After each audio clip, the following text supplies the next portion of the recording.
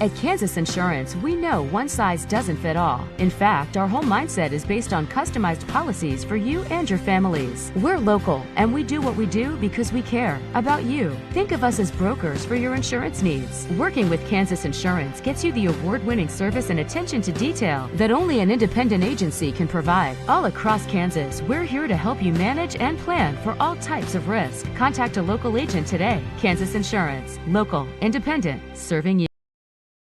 A great collision on the field? Awesome. An awesome collision on the road? Not so great. If that bad play does come your way, take your car to S&S Auto and Body Shop in Tonganoxie. S&S has been the area's premier auto collision repair center since 1972, working on all makes and models, glass replacement, bumper repair, fiberglass and plastic, color matching, and so much more.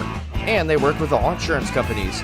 Get your ride back in the game and learn more at snsautoandbody.com or call 913-369-3193.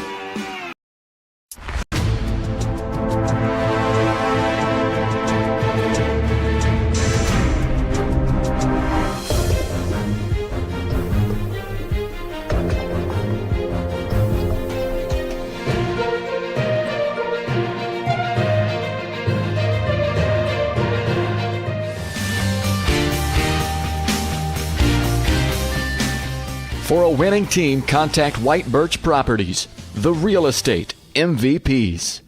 Shop local and save at Brothers Market in Tonganoxie, where we treat you like family. Brothers Market has great everyday deals throughout the store. Enjoy fresh cut steaks from the meat department, the freshest fruits and vegetables from the produce aisle, and savor the flavors from the bakery. Check out their weekly ad to get the best deals on what you need.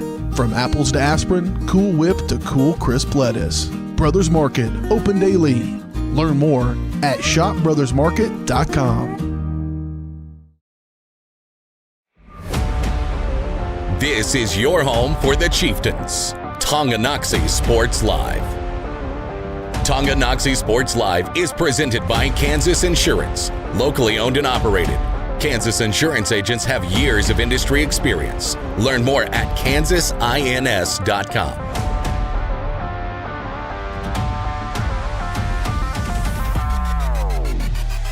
Goal to go now.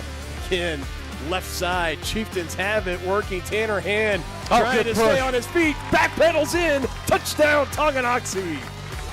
This time, Talon's going to go play action. He's going to look for Todd Brown, trying to get behind a defender, and he does! Touchdown!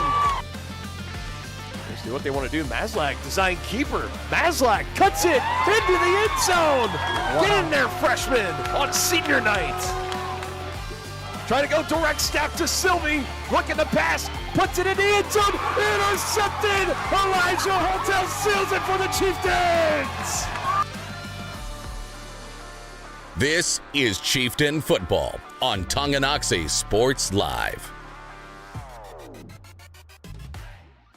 Well, a week's worth of festivities coming to a head tonight as the 2025 homecoming game sees a pair of 1-1 teams battle it out in one of the oldest games played in Tonganoxie football history. It's the Chieftains and the Lansing Lions on Tonganoxie Sports Live, as always is presented by Kansas Insurance. See how they can help you protect what matters most at 913-369-6600 as we move along to the S&S Body pregame show. They've been the place to go to in Tonganoxie for auto body and repair work since 1972. Get your ride back in the game. Dylan Funk alongside Dennis Drennan here. Denny, not the way they wanted week 2 to go. 35-0 losers at Spring Hill for the Chieftains. But you know what? That's a nice thing about sports and football in general. Short-term memory. You get to move on to the next week. It's a clean slate tonight. Yeah, no question about it, partner. And that last week game against Spring Hill, now, in all fairness, they ran into a really good team. No doubt about it. Against the Broncos. I mean, they were loaded. That is a team in Class 5A. Mark this down now, folks. When mid-November comes around and you start hearing about the semifinals, and you're going to start hearing the Aquinas, Mill Valley, and Spring Hill as probably the 3-team favored to come out of the East and go to the state championship game. I'm telling you, head coach Fred Burchard, they got a Hall of Fame coach at the helm. They have 19 seniors. I mean, that was an incredible team. Yep. They're in for a big run. And, again, the Chieftains are not going to see the Spring Hill Broncos on the football field anytime soon, with them being a class above from 4A to 5A and also leaving the Frontier League next year. So They get the last laugh. Chieftains still hold the all-time series lead 6-4 in Spring Hill, so they at least have that. But we got to talk a little bit about that game last week. Shutout, 35-0 like we mentioned. 5 punts on offense, 178 total yards on offense too, Denny. As the Broncos pass rush, at the end, it was just too much. They overwhelmed the front line of the Chieftain offensive line, and they really they could not get anything going at all. Any momentum building whatsoever. The Broncos just wiped it out. Yeah, they were living in the backfield all night long, and I think, partner, the last I remember, they had 7 sacks against the Chieftains. So, yeah, it was a long night for the Chieftains, no question about it. But, they're a young team. See how they respond. Going against the Lansing Lions, I think they're coming off a loss as well, right? Yeah, they do. So like we mentioned, they welcome the 1-1 Lansing Lions here tonight out of the United Kansas Conference, also a 5-8 team, but they are, this matchup, we're going to talk about it a little later too after coronation and all that wraps up, is that this is kind of a matchup of two teams that have pretty similar starts to the season. Wins in week 1, Turner blowing out, or Lansing blowing out Turner, I should say. And in week 1, Tongi able to get the win over Lewisburg, and then Turner, good night, Lansing last week lost 25-7 at home against Leavenworth, and they only were able to muster up like 140 some odd yards of offense. So, yeah, this is kind of a matchup of two teams coming in. Very underwhelming performances in week 2. They're coming into week 3, a chance to get back above 500.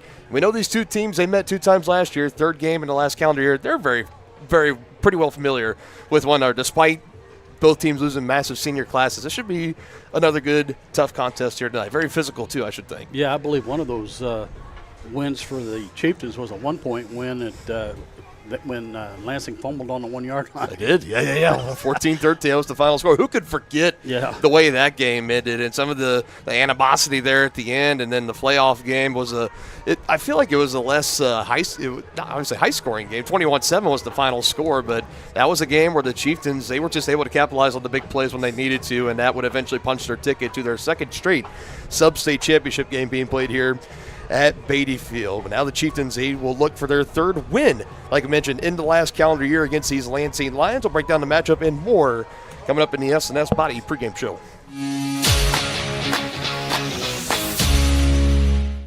Does your roof have possible storm damage? Looking to get solar panels? Or is it just simply time to get it inspected? That's where Balmer Roofing and Solar come into play. Balmer Roofing has a combined 40 years of experience with JAF Master Elite and Emerald Pro contractors. The Balmer family and their team are ready to give your house a brand new roof or solar panels at an affordable cost with a 50-year warranty. Life has mishaps and they want nothing but your customer satisfaction. Let them prove why so many of your neighbors choose Balmer for their roofing projects. To schedule a free inspection, call 913-845-5252 or visit them online at balmerroofing.com. Your one stop for beauty and relaxation. That's the Beauty Bar Salon and Spa in downtown Tonganoxie, offering services for men's and women's haircuts, facial waxing, tanning, makeup, bridal services, and more. Their team is dedicated to providing a memorable experience for each guest. From vibrant styles and colors to soothing massages, they have everything you need to look and feel amazing. To make an appointment, call 913-347-2957 or visit them at 414 East 4th Street in Tonganoxie. There are places where all roads lead to families providing for their loved ones and their community, where friends are found down every street. That's where you'll find us, taking time to get to know you, calling you by name, generation after generation. Farm Bureau Financial Services. It's your future. Let's protect it. Contact Farm Bureau agent Tex Vandervoort in Tonganoxie today. First State Bank and Trust is with you wherever you are with complete online banking. Cheering on the Chieftains once again? Why not pay your bills online? Waiting on your kiddos to get out of school? Seems like a good time to make a transfer. Or how about making a deposit from here? Back in the gym for another night? Why not get an e-statement while you cheer on Tongi? And of course, at First State Bank and Trust, you can always bank from right here. Come on in and see us and get your very own Chieftain card. To learn more about all the great ways to bank with First State Bank and Trust, go to firststateks.com. Are you ready for a mouth-watering journey down memory lane? Introducing Flashbacks. Start your day off right with our fluffy pancakes, omelets, or a cinnamon roll. For lunch, sink your teeth into our juicy made-to-order burgers, Philly cheese, and more. Flashbacks' friendly staff and welcoming atmosphere make every visit a delight, and their menu is filled with comfort food that will give you those warm, delicious flashbacks. Visit them today in downtown Tonganoxie, open 7 days a week from 7 a.m. to 12:30 p.m. Has your furnace left you out in the cold? Pipes plugged? Are you underwater with your water heater? If so, you'll be glad you called Ladd. Ladd Service Company in Tonganoxie has been your heating, cooling, and plumbing specialist since 1986. Ladd is your dealer for top quality brands like York, Aprilaire, and Wolverine Brass. Plus, they maintain and service all other brands. Schedule your appointment by calling 913-369-3509. Visit laddserviceco.com to see why you'll be glad you called Ladd.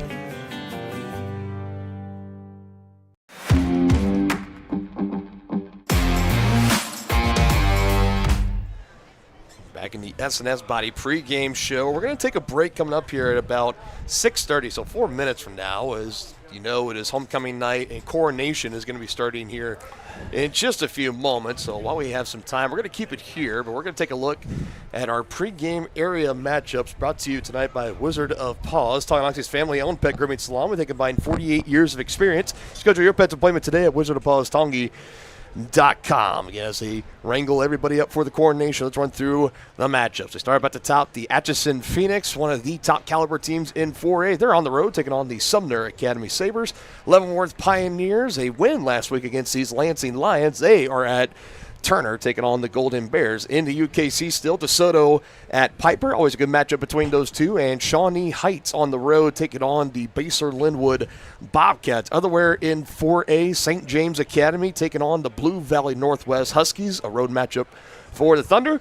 Blue Valley West Jaguars will go on the road and take on the Bishop Miege Stags, the top-ranked 4A team in the entire state. And at the bottom, Fort Scott at Pittsburgh with a battle and a matchup with the Purple Dragons. Purple Dragons, that's what a mascot name. Yeah. I love that for our new folks down at Pittsburgh High School, new members of our networks here at Varsity Sports Live. Here's our matchups throughout the Frontier League. Baldwin, first away game for them at Burlington. Bonner Springs at Rock Creek taking on the Mustangs. Paola at Ottawa. That game was a classic a year ago. We'll see if history will repeat itself tonight. Lewisburg at Clay Center. The Wildcats 0-2 to start the year. They lost to Paola last week. Not a lot of people had that on their bingo card. Wildcats will look for their first win of the year at Clay Center, taking on the Tigers.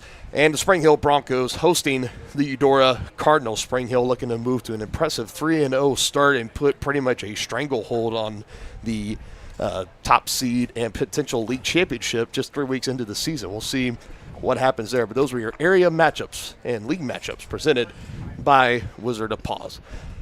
So at this time, I believe they're getting ready for the coronation. It's going to start any moment now. You see the band coming out onto the field, and they got all the candidates lined up. We will air the coronation for you in its entirety and the crowning of King and Queen. And then at the end, we will take a break, and then we will get back and wrap up the rest of our S&S Body pregame show. Still to come, we got our last week's game recap and analysis brought to you by the Tonganoxie Public Library. We'll give you our player spotlight tonight. A pair of Lions going to be featured. Those are going to be brought to you by Brothers Market. The Crookham Construction starting lineups, First Security Bank keys of the game, and of course, right before kickoff, our Grounded Coffee House weather report. All that and more still to come here on Tonganoxie Sports Live. For the time being, we will step aside and enjoy coronation of 2025 homecoming.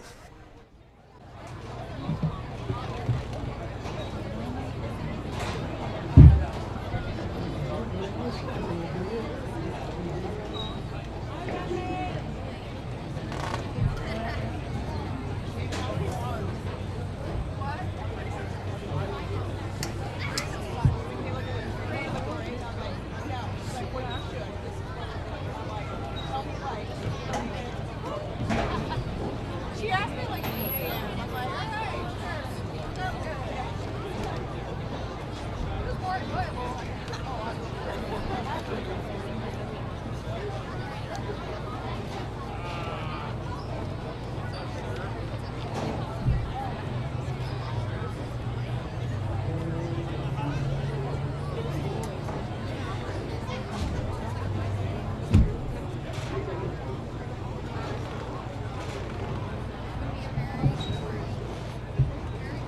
thank you all for coming and welcome to the Tonganoxie High School's 2025 Homecoming Coronation Ceremony. A special welcome goes out to all Tonganoxie alumni that came back tonight to support our Tonganoxie students in their game against the Lansing Lions. Now without further ado, it's time to present you the Tonganoxie High School 2025 Homecoming Coronation candidates. First tonight, we have Kalia Baldock and Luke Brewer. Kalia is joined by her parents, Dad and Kaya Baldock. Throughout high school, Kalia has been involved in the following activities: volleyball, basketball, softball, FBLA, student ambassadors, girls letter club, Stuco, SAD as an officer, Big Red as a captain, senior class president, FCCLA as chapter and district president, and is a member of National Honor Society. The staff member she would like to thank is Mr. Patchworth. To him, she says, "Thank you for everything you've done for me the past 4 years. Thank you for keeping me healthy and getting me back on the court, but also for always putting a smile on my face when I'm having a bad day. You do so much work behind the scenes, and I'm so grateful for everything you do."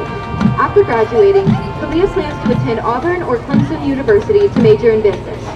To her family, she says, thank you all for being my biggest supporters and always showing up no matter what. I would not be the person I am today without all of you.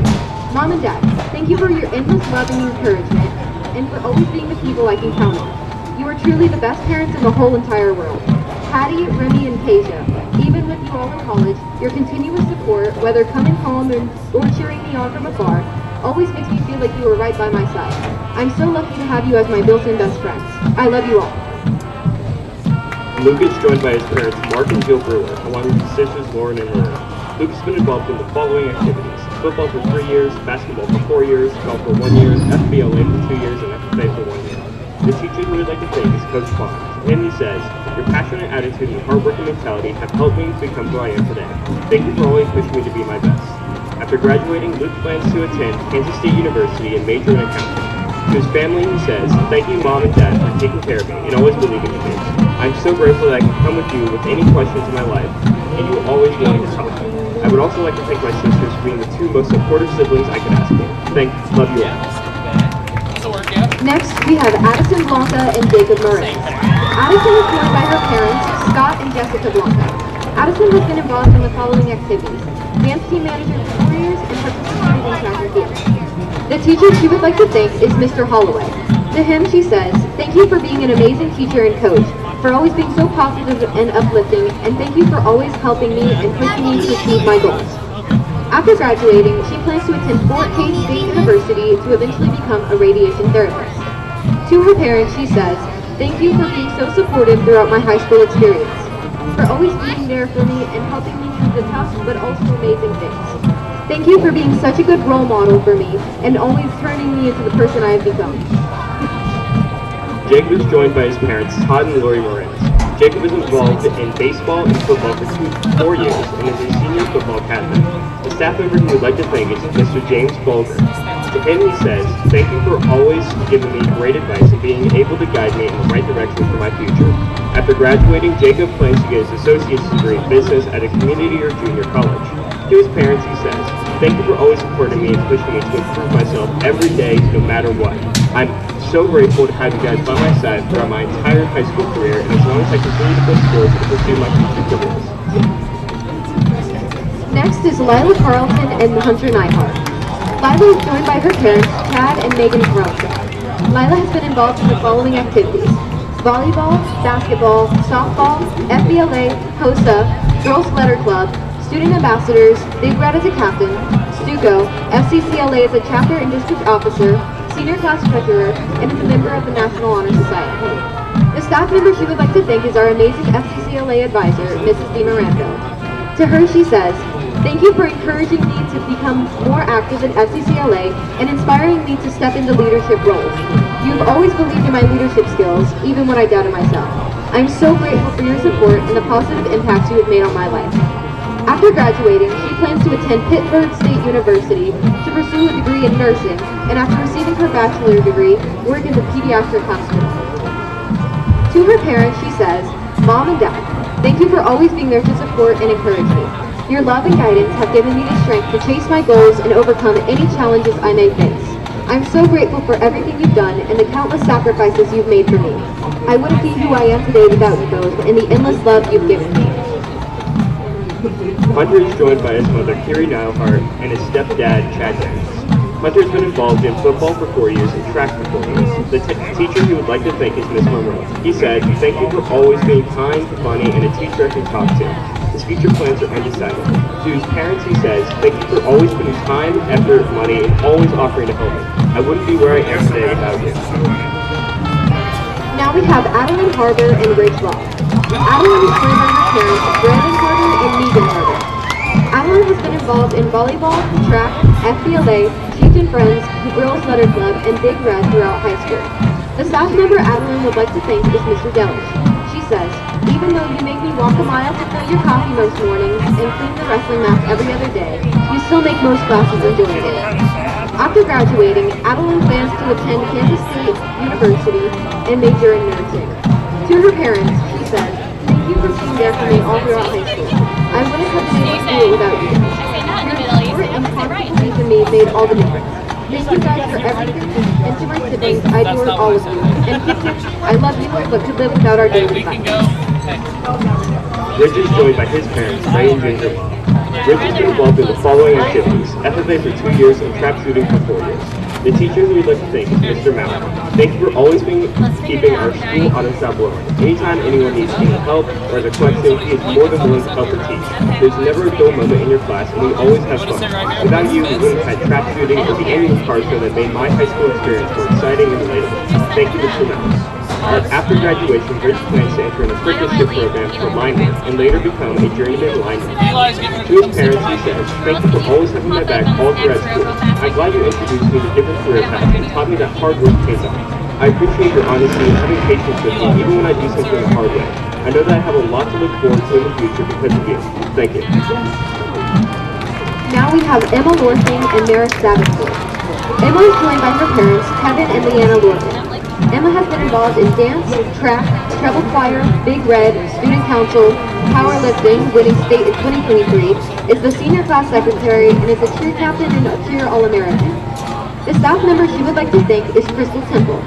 To her she says, "Thank you for all the time and dedication you put into making sure the cheer team can be the best it can be.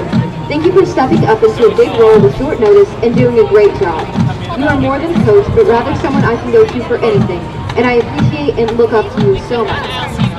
After graduating, Emma plans to attend KU to get her master's degree in aerospace engineering. To her parents she says, "Thank you for being so supportive in everything I participate in. You both show up to every game or meet and cheer me on through the end of it. You have built me into the person I am today, and I will never be able to express how thankful I am for you. Thank you for pushing me to be the best version of myself and showing me my true potential. Mom, thank you for putting in so much time and dedication, and Dad, thank you for never having empty pockets and sponsoring everything I participate in. Love you both." Merrick is joined by his parents, Michael and Maria Davenport. Merrick has been involved in the following activities: baseball for 4 years and basketball for 1 year. The teacher we would like to thank is Mrs. Banks. To her, she says, "Thank you for always having so much passion towards teaching. You've always made science and math classes so engaging for me. Over the years, you've helped grow my passion for math and allowed me to be myself in the classroom. Your dedication and effort in the classroom has made a lasting impact on me. Thank you." After graduating, he plans to continue his athletic and academic career at the next level and plans to study business analytics. To his parents, he says, "Thank you for always being there for me and supporting me over the years. I've been pushing myself to be my best, even when I didn't want it for myself. I appreciate all the events and activities you've taken me to, and for allowing me to pursue my passions. All of your hard work and help has not gone unnoticed. Thank you." Next, we have Emerson Mazlack and Clayton Quinn. Emerson is joined by her parents, Jay and Stacy Mazlack. Emerson has been involved in the following activities throughout high school: cross country, basketball, softball, Big Red, and SAD. The teacher she would like to thank is Mrs. Rowe. To her she says, "Thank you for always making little things feel important and finding a way to be positive about everything. I always feel like I am in a better mood whenever I walk into your class." After graduation, Emerson plans to attend Clark University to continue her academic and softball career while majoring in business and eventually getting her real estate license. To her parents, she says, "Thank you for always believing in me and pushing me to be the best version of myself. You guys are my biggest fans and supporters, and I will never be able to thank you enough. Someday, I strive to be at least half as amazing as you guys are. I love you both very much, and I'm so glad you can be here with me tonight." Clayton is joined by his parents, Daniel and Patty Kirby. Clayton has been involved in the following activities: wrestling for 4 years, winning regionals twice, and playing baseball for 1 year. The teacher he would like to thank is Mr. Mallett. To him, he says, "Thank you for being a teacher that I can count on, be able to contact in or out of school, and for helping me with anything I'm unsure." After graduation, he plans to continue his education, but is undecided as to when. To his parents, he says, "I can't begin to explain how much you have helped guide me through different things the past 4 years. All I can say is thank you." Finally, we have Autumn Wilson and Archer Green. Autumn is joined by her parents, Scott and Joe Wilson. Autumn has been involved in the following activities: cross country, wrestling, winning a team state title last year, FFA's president, band sections leader, NHS, and FBLA. The teacher she would like to thank is Mr. Ost. To him she says, "Thank you for everything you have done for me in wrestling and out of wrestling. You have made a huge difference in my life and everyone else's." After graduation, Autumn plans to attend Fort Hays State University to study agronomy and hopes to wrestle while there. To her parents she says, "Thank you for giving me so much love and support throughout my life.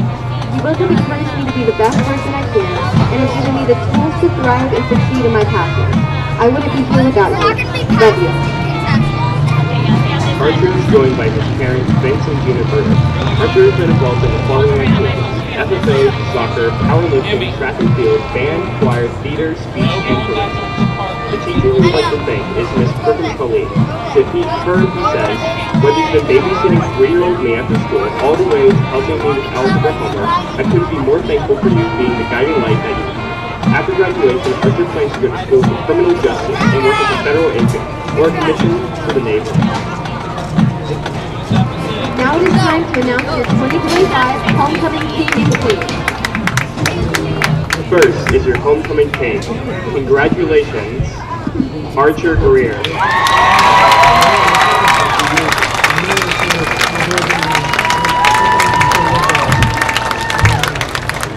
Finally, to your homecoming queen, congratulations, Autumn Wilson.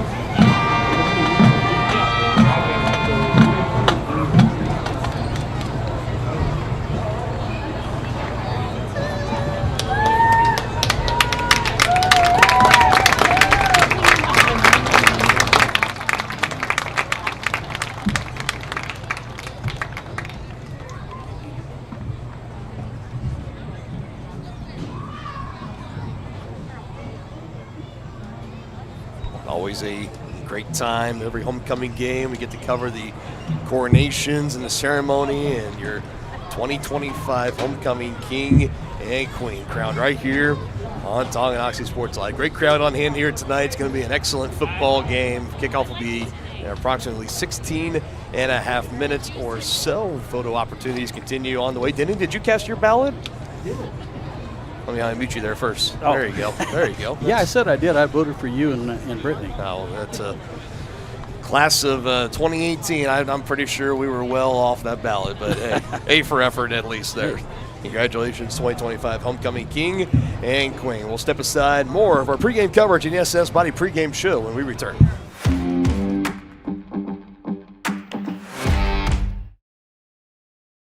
More toppings, more taste, more value. Gambino's Pizza. You're gonna love it. Taste mouth-watering flavors in our new chicken bacon ranch pizza. Bring a crowd to feast on our 11 toppings mobster pizza. Pizzas with quality meats and a 100% real cheese, like our triple tasty seasoned sausage cravers pizza. Try favorites like pastas, calzones, sandwiches, appetizers, salads, and desserts. More toppings, more taste, more value. Gambino's Pizza. You're gonna love it.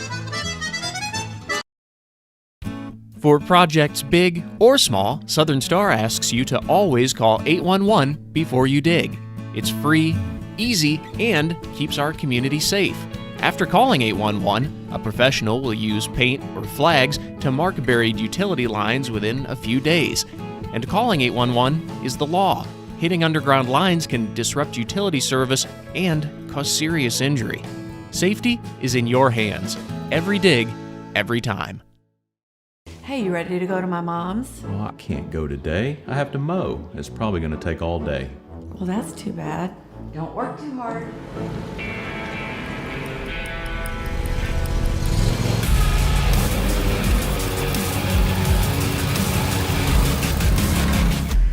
Dixie Chopper. Speed when you need it.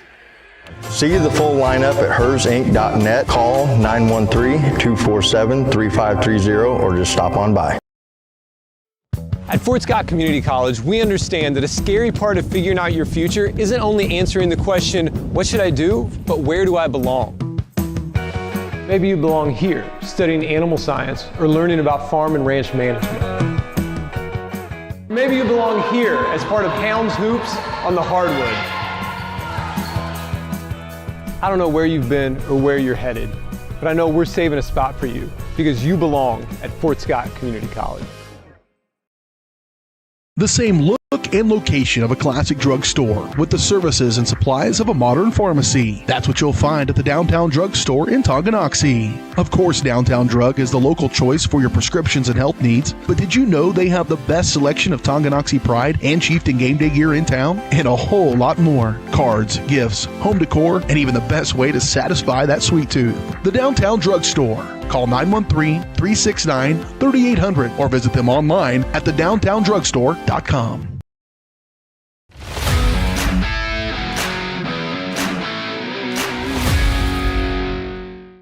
The Tonganoxie Recreation Commission is committed to creating community through parks, people, and programs. And now, with their all-new activity center, the Tonganoxie Rec Commission can do even more. Tongi Rec understands the benefits reaped through recreation are endless. Tongi Rec has a long list of classes, activities, and programs for the young and young at heart. For program pricing and schedules, call 913-845-3502. Visit them at the all-new activity center at the Tonganoxie High West campus or go to tongirec.org. Tonganoxie is the ideal location to start a business. That's why the Tonganoxie Business Association has strived towards a common goal of adding value to businesses and the community since 2015. They assist in providing improved services for customers and visitors, encouraging and enhancing businesses, and preserving historical and cultural assets. Follow them on Instagram for the latest and upcoming event information and become a member today by visiting their website, tonganoxiebusinessassociation.com. Proud supporters of Chieftain Athletics. Family owned and operated Wizard of Paws is a fifth-generation business located in the heart of downtown Tonganoxie. The professionally trained staff takes pride in making every dog and cat look its best, whether it be a breed-specific trim or an adorable cute pet trim. Plus, their facility offers amenities and space that are doggone amazing. Call Wizard of Paws to make your appointment at 913-416-0255 or visit them at 406 East 4th Street in Tonganoxie. Learn more at wizardofpawstongi.com. Midwest Chiropractic Center is a friendly and caring clinic providing comprehensive care for your chiropractic, rehabilitative, and fitness needs. Upon entering one of our offices, you are treated like family. The staff cares about your health, and their approach to care proves it. With 3 locations in Tonganoxie, Lansing, and Bonner Springs, plus some Saturday hours, Midwest Chiropractic Center is dedicated to offering affordable, gentle chiropractic care. Midwest Chiropractic Center, getting you back to active. Families and business owners have trusted Mutual Savings Association for over 100 years. They offer checking accounts, online banking, personal and business loans, investment planning, insurance and retirement plans, and so much more. Their team specializes in creating a financial plan that is tailor-made to your needs to help you achieve your financial goals. Visit one of their 6 nearby locations, including downtown Tonganoxie, or visit their website msa.bank.com to learn more. Member FDIC. Your home for live, local sports. Varsity Sports Live delivers professional level coverage with high quality video and broadcasters that know your schools and community. Touchdown, Tonganoxie! With the support of local businesses, you never pay to watch varsity sports. Live, local, free high school sports coverage. That's Varsity Sports Live. Grass. Gets it away. Moore's down the middle. And he makes the catch in the end zone. Touchdown, Trojans. Keep up with the action at VarsitySportsLive.com. Live, local, free high school sports.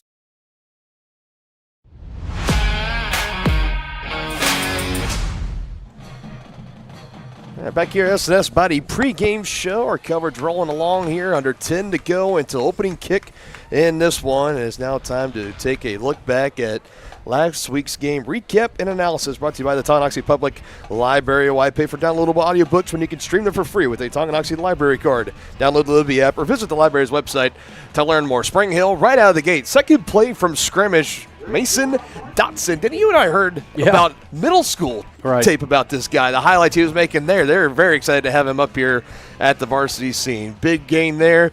That's set with Jordan Miller, 5-yard rushing touchdown right out of the gates. Broncos up 6-0. They missed the extra point. Chieftain offense out there. Bodie Maslak running around, pressure from the Broncos. Get the sack, 1-yard loss. Chieftains would eventually punt that ball away. Here's the next drive for Spring Hill. There's a little nice dunk here on the right side in the flats. Dotson again, a nice gain. Back to midfield. This is a long third down play. Miller looking for the big shot. Good coverage from Hunter Nyhart to get that pass break up there at the end. And it's incomplete. Ball right back to the Chieftains. Denny, biggest play of the night for him. It ended up being 49 yards. Bodie Maslak finds Jacob Morenz on the far sideline, and now you're thinking this is the time for the Chieftains. Here we go. 4th and 4 play. They go for it. Strip sack. Chieftains converted to 4th down on the first drive. Not that time, however. Turned over on downs. Now Spring Hill back with it. Rushing attack again. It was Dotson weaving his way through. First team honorable mention last year in the Frontier League as a utility player, as a freshman. He's looking for more this year as a sophomore. This is the first play of the second quarter. Chieftains needed a stop here. It was Dotson on the handoff. He actually fumbled the football, and his offensive lineman scooped it up and ran it in from 4 yards out. Tough break for the Chieftains. 2-point try is good. 14-0. Another sack by this Broncos defense. Brooks Bayer, he was getting some real estate in the backfield for the Chieftains, and now an interception, the first of the season on Bodie. You knew it was going to happen eventually, just trying to force the ball into a tight window there.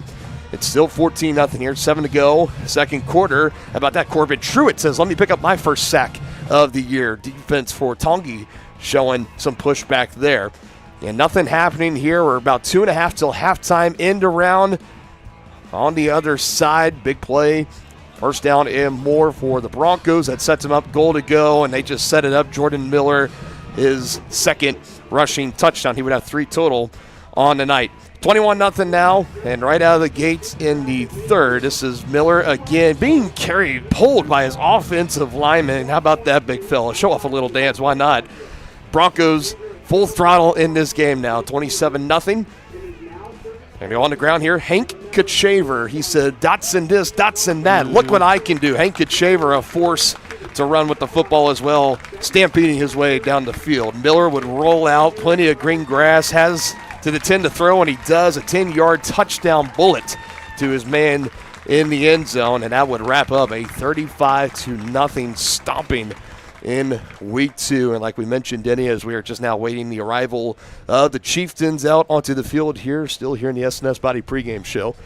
You know, got to have a short memory in this sport, and you run into a buzzsaw last week. The last time I'd really remember a game like that, you don't have to go back too far. It was last year at Baser Linwood, where really we saw the Chieftains get punched in the mouth. It was the fumble on the kickoff return then, and from that point on, it was pretty much over. They were down, I think, 20 going to halftime then. Chieftains were down 21 going into half last week. But, again, they're playing this Lansing team, as we're going to give some player spotlights here presented by Brothers Market, where they treat you like family. And this is a Lansing team that they had a big senior core of guys last year. All graduated, move on. It's a new regime, just like it is here in Tongi for the most part.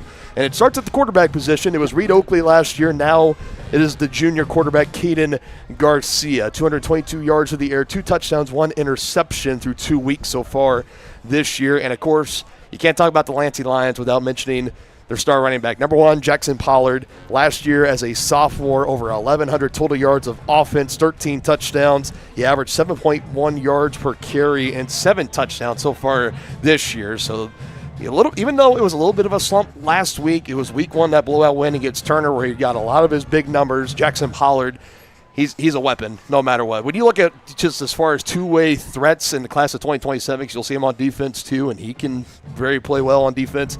He's one of the top regarded guys in the entire state, isn't he? Yeah, no question about it. And he's going to be a force to be dealt with if the Chieftains can't hold him under that 7-yard per carry average, and it could be a tough night. But I think they're up to it tonight, and I think you got pretty. I think these are pretty well matched teams. Easy to say that now, but I do believe we're in for a good one tonight. Yeah, as far as maybe the size in the trenches, you might give the slight nod over to Lansing, but not by a whole lot. Not at least by the margin that it was last week. And it was huge last week. And you got players who are going to be playing both ways here tonight. Spring Hill, they had that platooning effect, so 11 on offense, 11 on defense for the majority of the ball game. Not going to be the case here tonight. Again, both these teams, they played 2 times last year. It was 14-13 in week 3 of the regular season, and the Chieftains beat the Lions here on this very field, Beatty Field, in the sectional round of the playoffs, where the Chieftains would end up winning 21-7. Denny, I always remember that night because I think that's where you had a procedure done. You were not here with us. You were, although the Chieftains, they handled business. They punched the ticket to the sub-state championship game. You were here for that the following week against Bishop Miege, as both teams are now starting to make their way out of the tunnel here. The Lions will be out first. Chieftains will be right behind them, not too far away. Let's take a look at the starting lineups tonight, brought to you by Crookham Construction. And if you tuned in last week, well, there's really no changes. That was reported or relayed to me from head coach Preston Schroyer. So it's going to be the same group of guys out there, again, still without Brady Martin for the time being. So Blake Riedel, another start at running back for him. Moranz, Ruff, Harder, your receiver core, Elijah Holthouse. You will also see Roman Holthouse. He's been getting the snaps. He didn't really have a chance. Nobody had a chance to really get many targets last week, but we saw him out there a lot. So expect Roman Holthouse to get in there as well, get some balls thrown his way. Roadside, Gavin and Brendan on the left side, John Golba, the center in the middle, Hayden Overmiller and Braden Seymour, your right guard and right tackle. And right on cue, there are the Chieftains coming out of the tunnel in the background. Onto the field here. Nice round of applause from the home crowd here, wrapping up those starters. Over on the defensive side, again, that front on defense. We noticed for 2 weeks, Coach Bond and everyone, they like to rotate that front as much as they can. But you'll see Holthouse, Overmiller, Golba, and Rhodes to start out there, and many, many others as the night will go along. Joel Moreo and Robbins, linebackers, and your secondary, Jack Reichman, Kipton Harder, Blake Riedel, Hunter Neihart, and Kaysen Lindsay. In your starting lineups tonight, brought to you by Crookham Construction, performing a wide variety of concrete construction and special project services throughout the area. They're hardworking people with small town family values. Find more information at crookhamconstruction.com. As we are about ready to get this one started here tonight, and well, Denny, I can tell you one change to those starting lineups, as number 12 not suited up. That's Joel Murray, starting linebacker, so that will be at least slightly different tonight. Hope to see him back sooner rather than later. But yeah, he had some big hits last week, too. Yeah, he's been big out filling some holes up there in the linebacker spot again. Yeah, let's hope it's nothing serious. Yeah, again, was told he's there was wearing a big brace on that right knee. Again, relayed to me through the week that there were going to be no changes to the starting lineup, so apologies for that. But you still have John Golba and as Jordan Helm, 2 seniors mentioned back-to-back there for the coin toss captains here in week 3. And I believe Chieftains have won the toss in both their games so far this season, have elected their option to the second half. They'll look to make it 3 in a row here. That's pretty the common theme. You win the toss, you're going to go ahead and defer. It's very rare you see someone say, we want the ball, and try to go down and score. Yeah, back in the day when I played, you always wanted the ball. Mm-hmm. I just, thank Andy Reid for that. I think he started that a while back. Andy Reid. Okay, we'll blame it on Big Red. Blame it on the future first ballot Hall of Famer. Why not?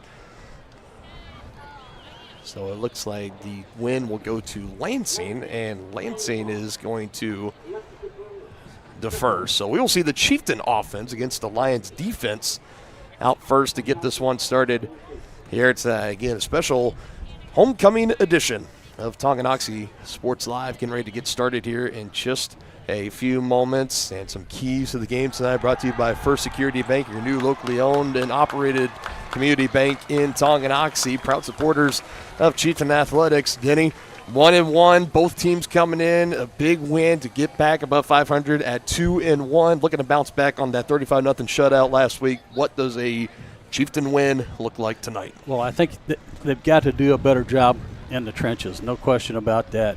And whoever can run the ball effectively, I think, is going to have the advantage tonight. Ball control, long drives, eat up the clock, score touchdowns. So, as always, you don't want to turn the ball over, and you don't want to extend your opponent's drives with stupid penalties. Which was something, you go back to the regular season matchup a season ago, it was penalties that played a big role in that. It ended up Lansing. I remember they had some late penalties there at the end for some unsportsmanlike, but, it was over 100 penalty yards that the Lions committed in the game last year. That's tough to make up. It is very tough to make up, no doubt about it. Opening kickoff coming up here, our Grounded Weather Report by Grounded Coffee House. Learn how you make a difference into support. Follow them on Facebook at groundedcoffeehouse.org. 79 degrees here at kickoff, 54% humidity, and winds very calm at just 3 miles an hour. Beautiful. Putting a boot into it, and here we go. Beautiful night indeed, Denny, and the kickoff will be returned. Jacob Marins for the Chieftains over on the far side was able to break one tackle, and it is hit right around the 30-yard line, and that is where we will see the Chieftain offense take over here. Marins has done a good job on the special teams returning those kicks, giving the Chieftains decent field position to start tonight. First and 10 from the 30. And this Chieftains in their red on red. Always a homecoming tradition. I feel like last year, I might have to go back and look, but I feel like they didn't wear red on red for homecoming last year. I don't know why. I really like them. Red on red, and rocking the white helmets as they try to do a little end-around handoff here, and is going to be swallowed up immediately. Aiden left twitch the first in there for the Lions, and that is a negative play right out of the gate for the Chieftains. That backs them up 5-6 yards. Yeah, it's not what you're looking for.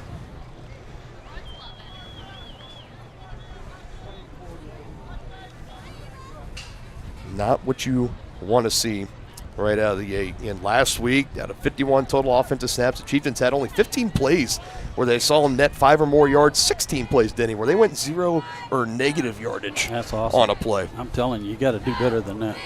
Already in the hole here, and now coming through in the middle, and we're going to be saying this young man's name a lot, Noah Mathis, the star junior in the middle of that Lions defensive line. He was a force last week against Leavenworth, and he picks up the sack here.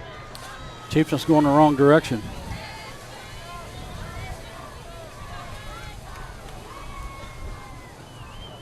So already not the start that you wanted to see here if you are the Chieftains and a Chieftain fan, no doubt. A little end-around handoff for negative yards, and now Noah Mathis coming up the middle, beating his blocker. Looked like he was matched up on that right side. He's coming off the edge this time against both the Rhodes brothers.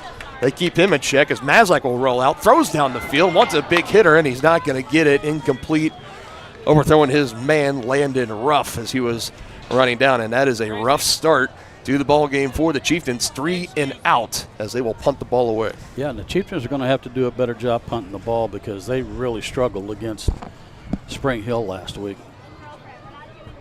They weren't able to flip the field at any point with the kicking game. Looks like Bodie Maslak's going to be hitting this from about his goal line. Yeah, right about the goal line is where Bodie will punt this ball away. Lions bring some pressure. Get boot into it for Bodie. So you get a run into it. Yeah. Bounce right at the 50. It stays inbounds. Takes a nice Chieftain roll. And almost down to the 35. That's a decent punt.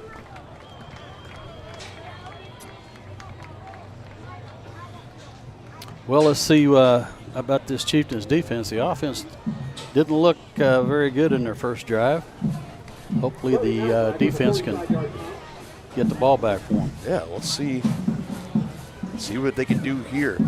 The Lansing team, again led by their head coach, Rick Pollard, his 4th season at the helm for Lansing, 15-17 overall record after a 1-1 start here in 2025. Big story for them is they had that big group of seniors last year that they have since graduated. As far as league honors, they had 12 players recognized and only 3 of them returning. One of them, Jackson Pollard, who would not surprise me. He's in the backfield with Garcia, number 1. They might give him the ball right out of the gate, and they do. Jackson Pollard makes a cut here and picks up a pretty good chunk of it. Mark him right around the 41-yard line. As you mentioned, he was in our Brothers Market player spotlight. He is really the straw that stirs the drink, if you will, for this Lansing squad, didn't he? Yeah, that's about 6 yards on his first carry there. Now there's a good rally by the Chieftains there. Tackle for loss. That time in the backfield looked like Jack Reichman, the one in there for the Chieftains, and that'll back Lansing up a yard or 2. Jack Reichman on the tackle. Loss of 2 on the play. Will go as a loss of 2, so already arriving at third down here. It's a long one, too. 3rd down and 8. See if the Chieftains can get some pressure. They're on the run. It's behind his receiver and almost picked off. Intercepted as it was in the hands of Kipton Harder. But it goes incomplete, and the Lions will bring on the punt unit here as they go 3 and out. So far, defensive struggle the first 2 possessions. Would show it.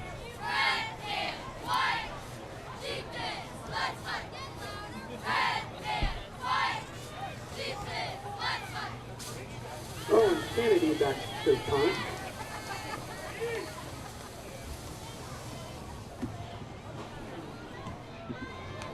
His back, it is up in the air. Not a good one. It's going to go out of bounds. Kind of shanked that. Chieftains will have decent starting field position. Yeah, they will. They just need to go in the right direction this time. I think it's safe to say all we have on the board right now is negative yardage, right, partner? That is it so far.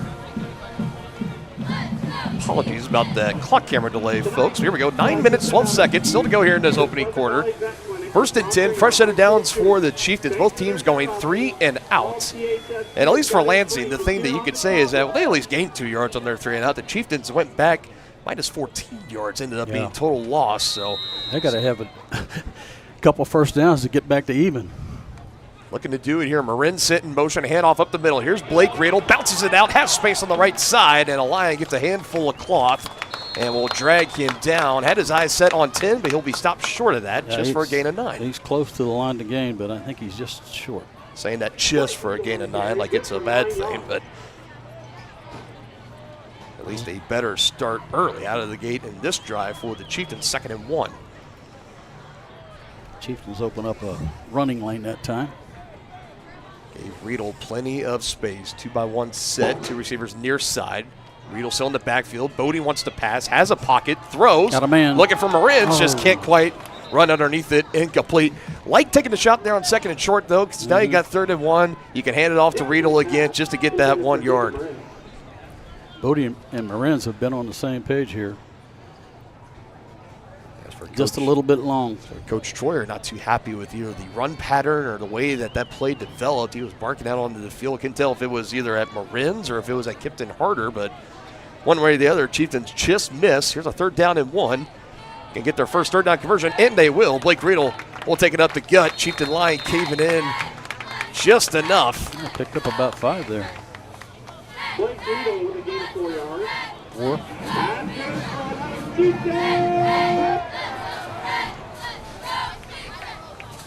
Already convert on their first 3rd down, and last week, Denny, top of everything, the Chiefs' offense on 3rd downs, they were just 2 of 10. I know. In the entire game. So. Yeah, you got to win 3rd down.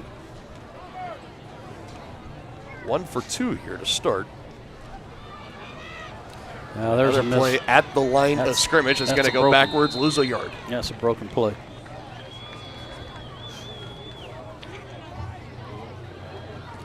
Yeah, they. I think he wanted to throw that quick. Loss of 1 on the play. Yeah, I think he wanted to throw that wide receiver screen, and both receivers on this side were blocking. So Bodie no choice and he just to try to keep it. He was trying to make a play happen with his legs, which we've already seen him do a handful of times this season, if not more. Now 2nd and 11. Throw, a little bit wobbly out of the hands and incomplete.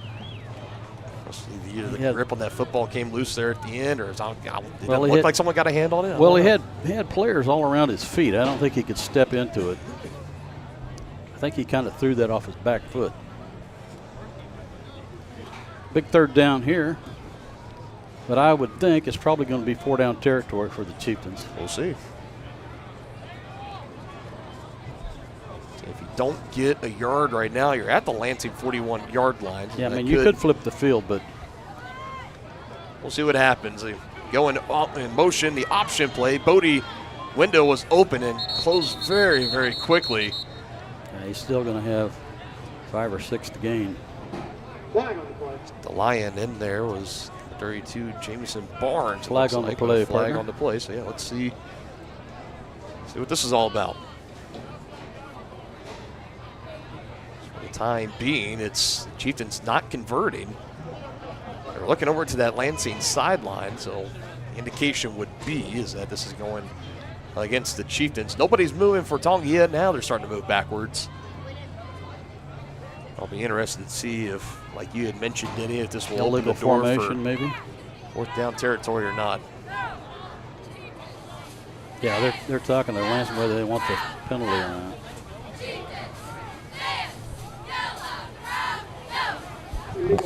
Yeah, legal motion. Legal motion.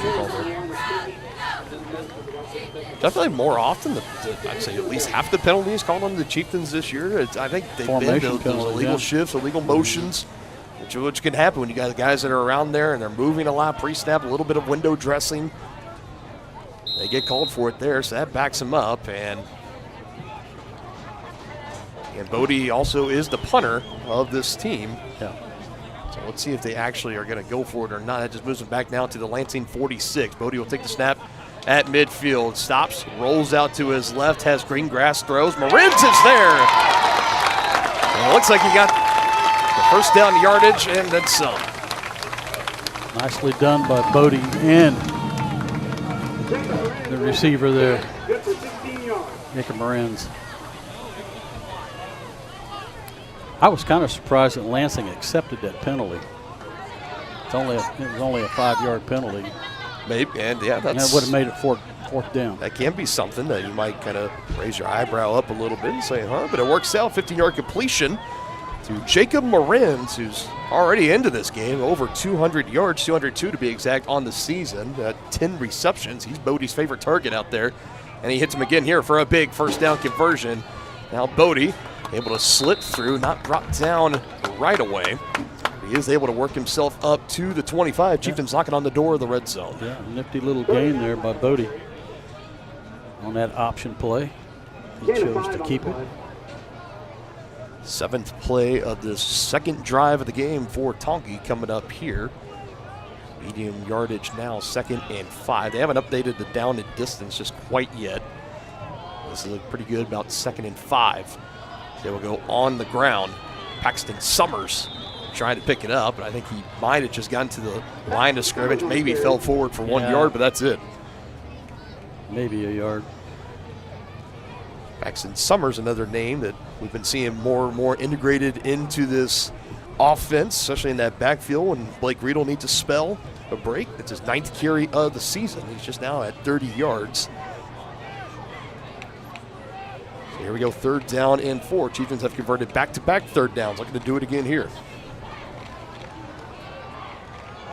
And they go up the middle. I thought Bodie might have pulled it at the last second. He calls Summers' number again. That time he gets 2. Yeah, and it's going to be short, 4-down territory, I would imagine. Yeah. Pretty easy call here for Coach Troyer, I would think. 4th down and 2. I think you go for it here, but Bodie did a nice job of faking that. Could this be a play by the formations? Now, we see him kind of use that student body formation from last year, just a direct snap to Bodie and let him run, get those yard or 2 that you need. That's pretty much what they do here. And Bodie, he's going to get it and more. Still fighting hard right around the 10-yard line. How about that? You needed just about 2, and you end up getting way more than that. Nicely done for Bodie Maslak. Goal to go now for the Chieftains. To the tune of 12 yards on the ground. Yeah, it was blocked well by the Chieftains then. Bodie was well into the secondary before he got touched. Chieftains convert on their first 4th down try. Looking to punch it in. Here is Brady Martin. And his first official carry of the season. We'll see him pick up about 4. Welcome back into the ball game, Brady Martin. Yeah, it's good to see him back on the field. Gain of 4 on the play.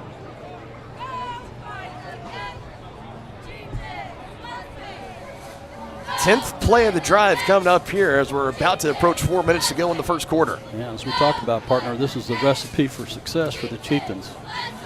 Long, sustained drives that end in touchdowns.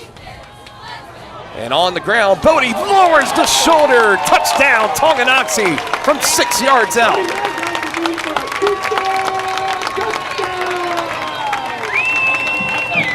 We got a Lion hurt. Well, he's up, but number 58 for the Lions, he's back down. He's going to have to come off. Kind of a lower body injury. Well, he's walking pretty good now, though.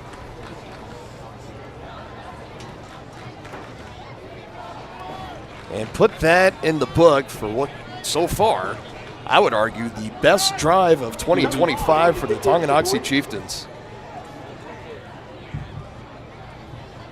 10 plays going down and punching in, 6-yard touchdown run for Bodie Maslak. Extra point try looming here for Cody Lobb. He missed an extra point a week ago. Also had a blocked field goal. Looking to get right here, and he does.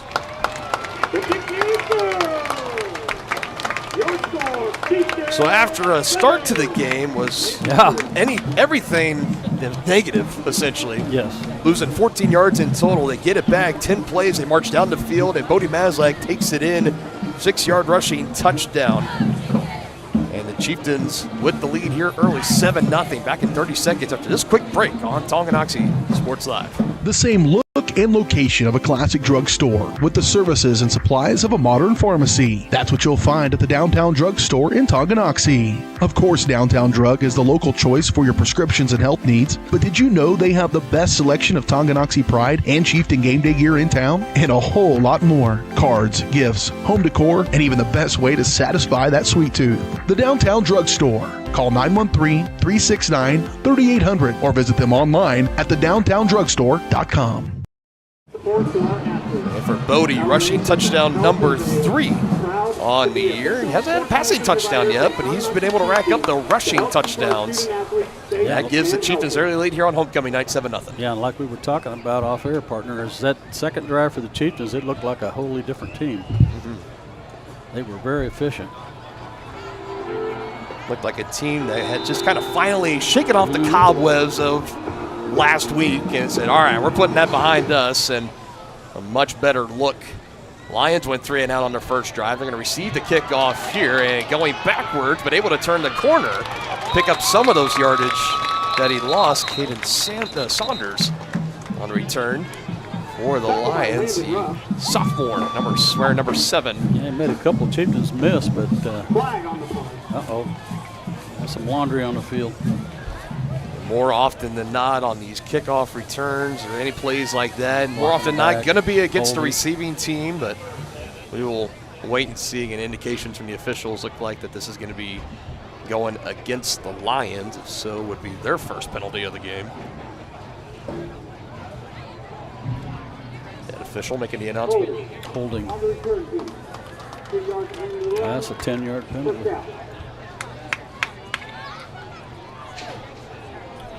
Oh, there you go, holding penalty there. That will back Lansing up just a little bit. So we saw them, they went on the ground, they went run, belt the Pollard, and then they went pass, and it was one that was intended as receiver just behind. It was nearly an interception, close for Kipton Harder, but dropped it, went incomplete, and Chieftains answered with that 10-play scoring drive. What will the Lions be able to do here on their second possession of the game? Garcia will shift Pollard from his right to his left, and he will hand it to him. Pollard, stutter step, wrapped up. Not able to get too far past the line of scrimmage. Maybe shifts to the line of scrimmage, and not much more. Paxton Summers. Paxton Summers, number 22, the first to get off the pile for the Chieftains. No gain officially to Pollard. Paxton Summers on the tackle. Yeah, Paxton met him right in the hole.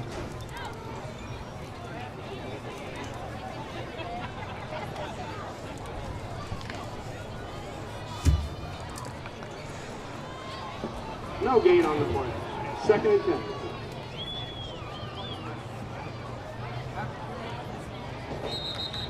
Flag. It's not a delay of game. More laundry on the field. Yeah. False start. Wow. Now the Lions are going the wrong direction. So you start the 10-yard penalty, the holding on the kick return. You go no gain on your first play, and now 5 more yards added on the false start. Yeah, and that holding penalty negated the return by the Lions. 2nd and 15 now. They go on the ground, hits a hole. Jackson Pollard able to get back to the original line of scrimmage for a 3rd and 10 play. I think that was Brady Martin that time, partner. Yeah, been on the stop. And the only reason I could tell that was a wrestling tackle. We talk about that a lot, how these wrestlers are some of the best tacklers on the team. He did not suit up the first 2 weeks of the season, but he is back here in week 3. Perennial All-State wrestler, like you mentioned.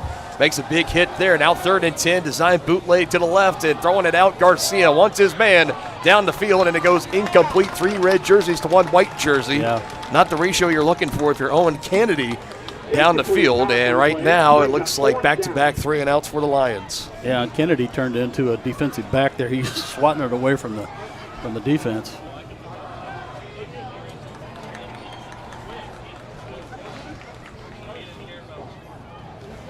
Chieftains should get decent field position here.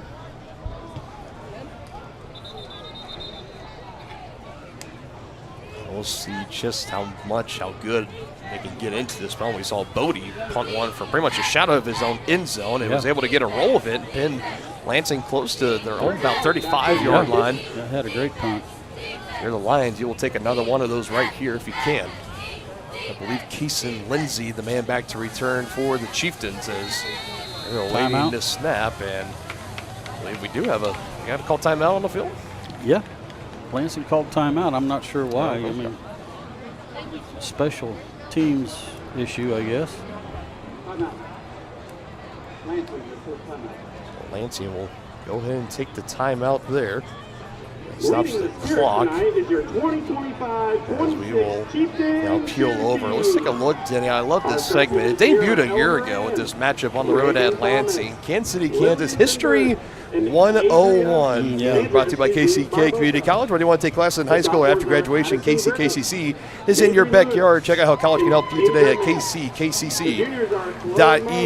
Like I mentioned in the opening, this is one of the oldest matchups in Chieftain football history. 59th total meetings. Chieftains with the all-time lead, 33-25. We've won the last 5 games in a row against the Lions, including 2 wins in the playoffs. First game recorded all the way back in 1911. And that was a forfeited win for the Lions as Tongi had to catch their train ride home at halftime all the way back in 1911.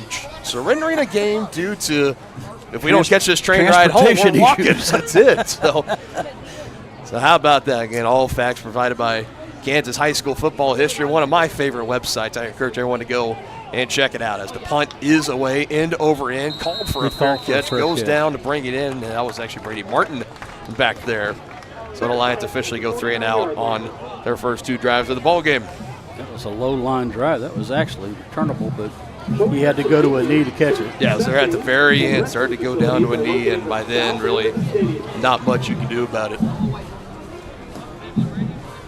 I think the only thing that's really going through your mind when you're a punt returner or any kickoff returner is just do not muff it. You want to catch it, secure it, and forget. You bring it down right at the Lansing 49-yard line. You're in plus territory already. First play here on the third drive of the game for the Chieftains. Marin's in motion, fake it to him. Riedel will go on that right side, and he hits a hole. Blake Riedel gets into the backfield. Right near the line of gain, and the second drive in a row that opens up with a 9-yard Blake Riedel rush.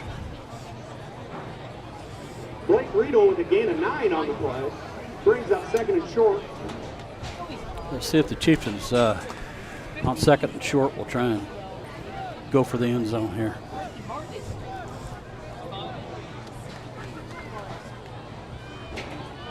He's been mostly conservative. They tried to take a couple of shots. They're going to do it here with a step. Able to bring it in.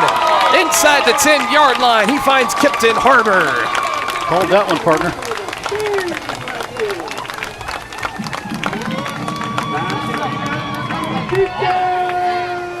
Roughly 30-plus yards through the air. Yeah, and Bodie dropped a dime right there. I mean, that was a perfect throw. Beautiful. Nicely done. Second play of this drive, and now goal to go the rest of the way. They spot it at the 8-yard line. Nice call. You know what? You're due to kind of get your positive announcers get my mojo back, Nicely buddy. done, Denny. There you go. Goal to go from the 8. Maslak, low man in the backfield, going to try to take it, and is wrapped up and hit hard there towards the end. Yeah, not much of a game there.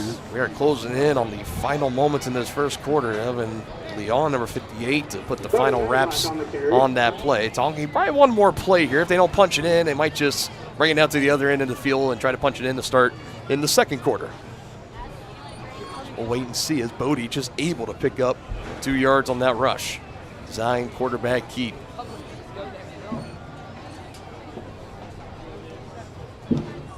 Second and 6 this time. Cole Riedel in the middle. Ice his way in. Touchdown. Tonganoxie. Again from 6 yards out. And man, that downfield blocking by the Chieftains there was outstanding.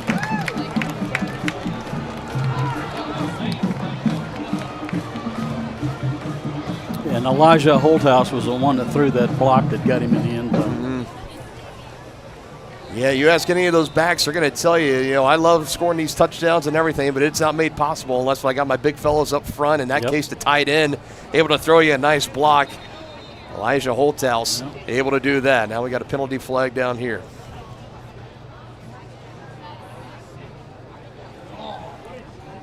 .4 seconds to go. I didn't see anything here. They motion to Harder, and they have him coming back over towards the sideline. They have too many men on the field or what? No. Well, they bring Harder out, and now they send Landon Ruff back in to hold here. That. Yeah, not. I guess no harm, no foul. The only thing that I can think is that if it was an equipment issue for some reason. It could be, I guess. A mouthpiece or something. I don't know. Could also be possibly blood. I don't know. Extra point try from Lob, and he doinked it in. Doinked it in. Did he call bank, though? That's the real question. The bank is open nonetheless. It is tonight here. Man, we in Chieftain Arena? No, this is Beatty Field, man. Nicely done for Cody. Extra assist to the left upright. 14-0. Chieftain starting hot in this one. Families and business owners have trusted Mutual Savings Association for over 100 years. They offer checking accounts, online banking, personal and business loans, investment planning, insurance and retirement plans, and so much more.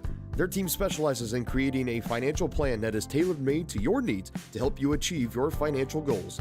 Visit one of their 6 nearby locations, including downtown Tonganoxie, or visit their website msa.bank.com to learn more. Member FDIC.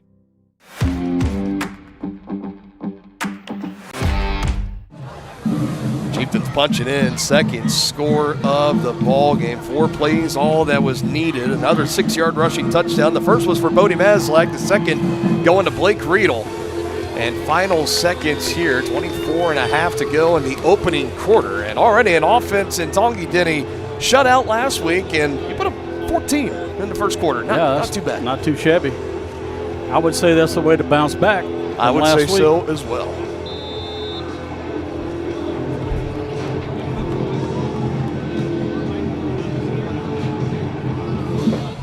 Lob boots it away again. That high arcing pooch kick. It's put on the ground, and that gives the coverage time enough time to get down and wrap him up, bringing him backwards. Not going very far. Owen Robbins able to wrap him up there towards the end and sling him down to the turf. And would assume after this play for the Lions, we will wrap up this first quarter. The Chieftains High School After Prom Committee is holding a special 50-50 raffle fundraiser. There's all the festivities on full display here tonight. Homecoming 2025. We had the coronation ceremony aired during our SNS Body pregame show. You want to go back and rewatch that. The crowning of the new homecoming king and homecoming queen. I always love that they had the previous king and queen come back. Yeah, I think that's nice. Represent, bestow upon them the new crown and the tiara or whatever exactly it is they wear. I don't know. It's always good. The accoutrements. The extra emphasis on homecoming. Here's a wildcat play. Yeah. Fancy for the Lions. Jackson Pollard will take the snap. He gets a couple of yards. You usually see him pull that out in short yardage situations, especially in the red zone. Is in an area of probably a face mask, I'm guessing. Well, I guess we'll just wait and see. Yeah, they're getting ready to walk it off against the Chieftains.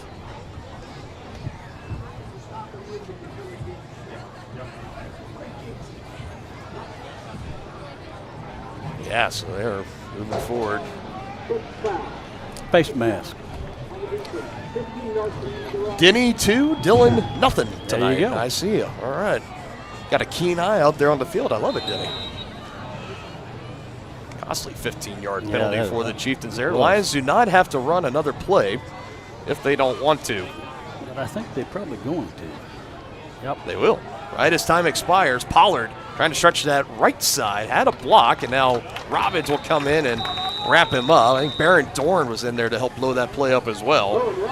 And that is how the first quarter comes to an end. 1 down, 3 to go here at Beatty Field. Chieftains a 14-0 lead over the Lansing Lions. You're watching homecoming football on Tonganoxie Sports Live. Back in a minute.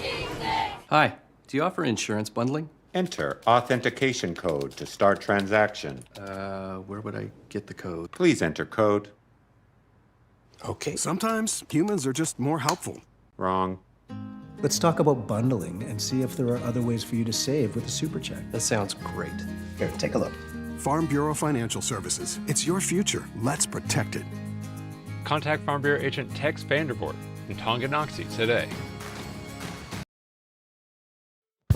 At Fort Scott Community College, we understand that a scary part of figuring out your future isn't only answering the question, what should I do, but where do I belong? Maybe you belong here as part of Fort Scott Community College's John Deere Tech program. Maybe you belong here as part of the perennial playoff-bound Greyhound baseball team. I don't know where you've been or where you're headed, but I know we're saving a spot for you because you belong at Fort Scott Community College. Second quarter action here. Lansing continuing this drive. Stick with that Wildcat as Jackson Pollard will take it.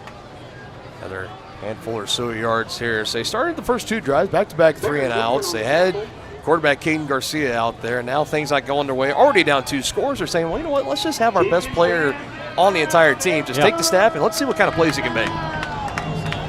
Makes sense. Again, and not going to get away from Hunter Nyhart. Nice wrap-up tackle, and I think for the Lions here, already down 2 scores, easily you're going to go for it here. And they will, so they're officially 0 for 3 on 3rd down so far tonight, but that run from Pollard takes it to, it's going to be about 4th and 1.5, a short 2. I was gonna say, it's not a gimme. Chieftain fans, get out and fall down! Crowd trying to be encouraged to get into this 4th down and 2 on the scoreboard. Pollard snap, it's high. High snap. He's got to run with it, and an extra effort at the end, I think, might have sealed it up for him. Yeah. The Chieftains initially, I think, had him stopped. They had him stopped, but good second effort there. What? By Jackson Pollard. I don't know, Denny. Look, they might bring the chains down and measure this. He might not have gotten to that line to gain. They're just going to say no. He's short. Well, and I think what it was is his knee may have been down, or his shin may have been down before that last lunge. I think that's what they called.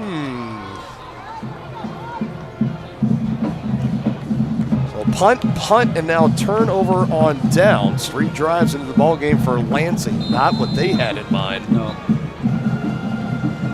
Yeah, that was close. And I didn't hear any whistles before he had reached out for that extra yard. So, and you're taught, play through the whistle. Yep. But nonetheless, Chieftains back on the field as Bodie Maslak avoids some defenders a little. Man, nice run for Bodie, able to get through a crowd and pick up a first down. And he was running right behind Elijah Holdhouse. They have that connection working tonight, no doubt about it. I almost want to just call Bodie like Houdini, because I mean, there's already been, I think, 3 or 4 times where I just think he's going to get swallowed up, and all of a sudden I see him down the field 5+ yards, and it's just like, my goodness. Yeah, we've talked with Coach Schroyer many times. He was highly excited for the talent that Bodie brings. It's those kind of plays. Now a throw on the left side, and it's dropped.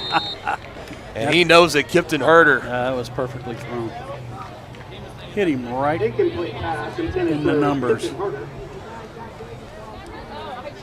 And we saw him throw to Herder. They connected 32 yards on the last scoring drive, and that one would have been close to picking up the first down. There were a couple of Lions there for early contact, and maybe for Herder, he might have just heard those footsteps and dropped that one down, getting his eyes upfield just a half second too early.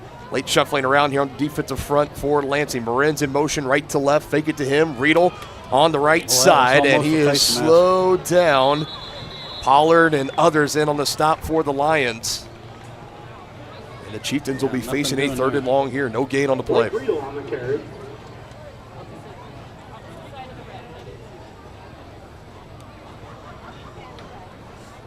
As Riedel was running, he initially ran into one of his blockers trying to knock a Lion down. It slowed him down enough to have Pollard come in and halt his momentum, and the rest was done there as Riedel comes off to the sideline. Brady Martin, he's going to go into that backfield with Bodie. And Brady, one of the 10 seniors on this squad this year. He's to the right of Bodie in the backfield. 2 receivers out wide. Roll, fires. Bodie has his man. Nice.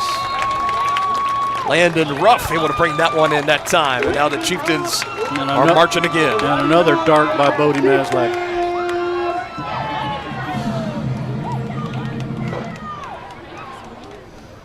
And a nice pickup on pass blocking there by Brady Martin. He did a nice job of and another 3rd down conversion too. Would you believe me if I told you it's the first time this year where 3 receivers have caught a ball in the same game for Tongi? Wow, that's awesome. Marin's for 15. Harder had the 32-yarder. That's 13 to Landon Ruff. Getting everybody involved early. Looking for their 3rd straight scoring drive, but it's not going to happen here as whistles will blow, and I think... Yeah, it's going to be a false start, I think.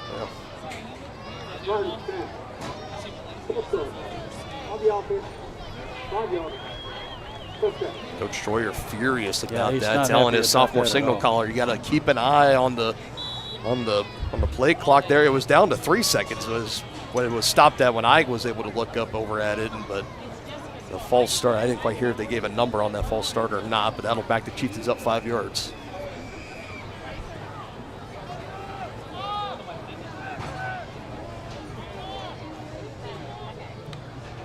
First and 10, now becomes 1st and 15. Bodie on a design keeper, not going to get far. Another stop near the line of scrimmage.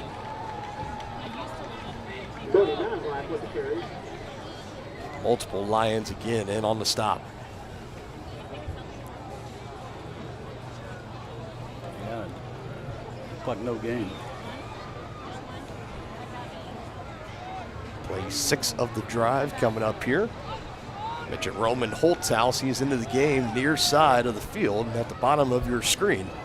Here the Chieftains sideline.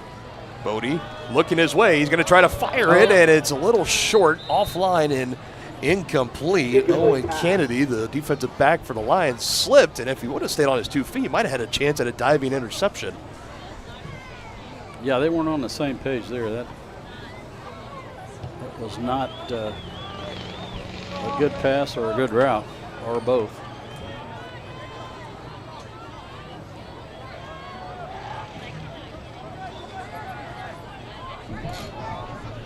4-down territory here. Well, is it still third? Yeah, it's third. Chieftains 3 of 5 on third downs tonight. Roman sit in motion. He's going to pitch it to him. Space for Roman. Holthouse, who's going to be close to the line of game, maybe a yard or two short. Nice Good read burst. There. Nice read there by Buddy. He made sure that the tight end crashed on him and he pitched it out. Nothing but green grass in front of Roman.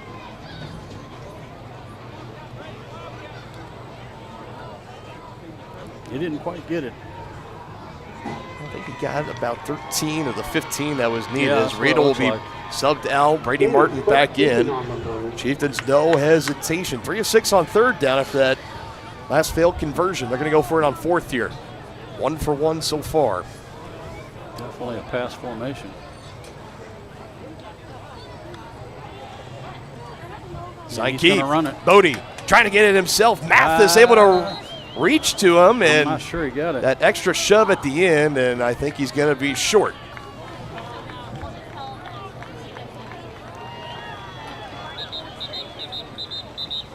Are they going to measure?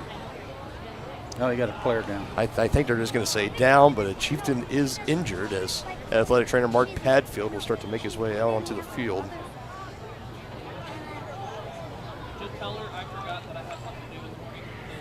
Now the Chieftains have turned it over on downs. Their first drive here in the second quarter. That injured Chieftain on the field as they tend to him. We'll step aside for a moment. For projects big or small, Southern Star asks you to always call 811 before you dig. It's free, easy, and keeps our community safe. After calling 811, a professional will use paint or flags to mark buried utility lines within a few days. And calling 811 is the law. Hitting underground lines can disrupt utility service and cause serious injury. Safety is in your hands. Every dig, every time.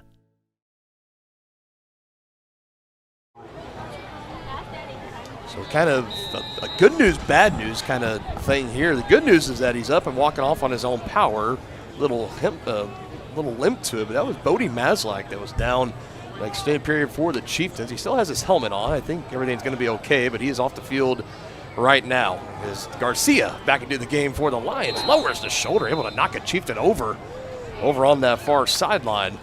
As the Lions are now looking for a spark plug on offense. They've been held to nada so far here. 6:49 still to go in the second quarter.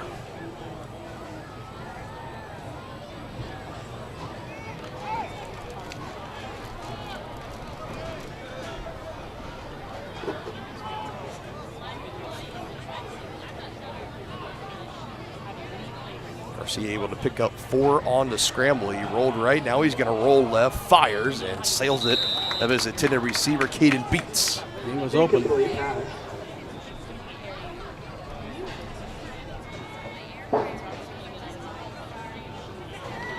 For Garcia, still looking for his first completion of the game. He's 0 for 3 so far. We saw the last drive, the Lions went with that wildcat package with Jackson Pollard, but now they got Garcia back in the game. He picked up 4, but now off the incompletion brings 3rd and 6. Bodie's pointing to his knee. Yeah, Danny, have you just continue to kind of keep tabs on that over there on the sideline.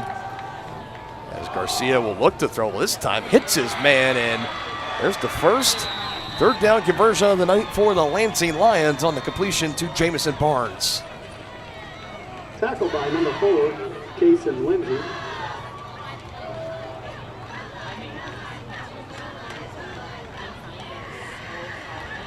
Kason Lindsey, the one to eventually bring him down for the Chieftains. Danny, I know during pregame warmups you were looking at Jamison Barnes in the warm-up line. He was definitely a guy that caught your eye. I think definitely a tall, big-bodied receiver. He sure is. He was able to bring that one in, and now this ball's put on the ground, and Garcia able to swallow it up with his right hand. As Paxton Summers was right there for the Chieftains, nearly a costly turnover. That hurts. In that case, for Lansing, he will take just the negative yardage, given the other option of turning the ball over, deep in your own territory.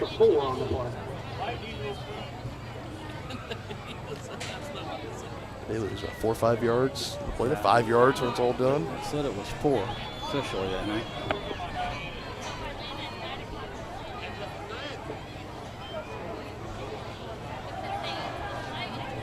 Garcia to roll. Now he's going to run back to the original line of scrimmage, hammered and brought down at the 35.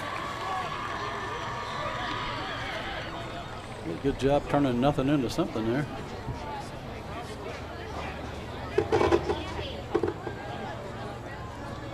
Tackled by Brennan Rose.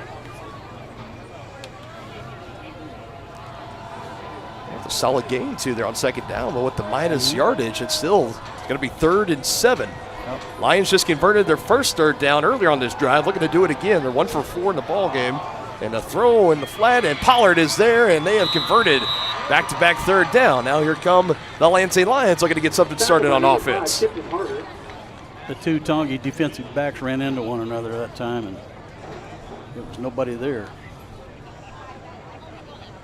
Don't really ever see Pollard used as a receiving threat, even through last season and the early parts of this season. But they will take it right there. He takes it for about 9 or 10. So that's the Lions up now 1st and 10 at their own 44, trying to put a drive together.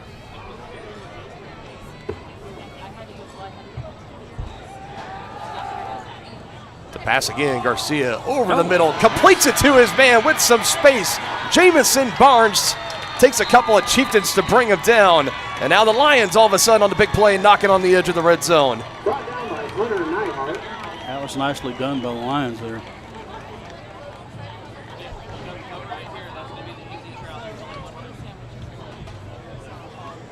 "31 big ones when it's all said and done. The second reception of the game for Barnes, who's now at 41 in the game. Garcia had plenty of time that time.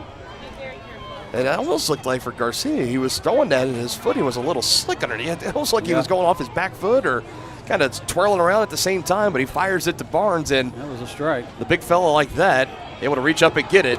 Now another scramble, Garcia able to make one man miss, and he'll slide down inside the 15. Brought down by number 10, Elijah Holt. Elijah Holthouse eventually in on the stop for the Chieftains. It'll be under 4 minutes to play by the time Lansing makes this next step. And how big this momentum kind of shifting for the time being. Off the turnover on downs, you force Tongi offense off the field, and now for Lansing, this is your best drive of for the past handful of quarters or so. You're going back to last week against Lansing, or to Leavenworth, excuse me.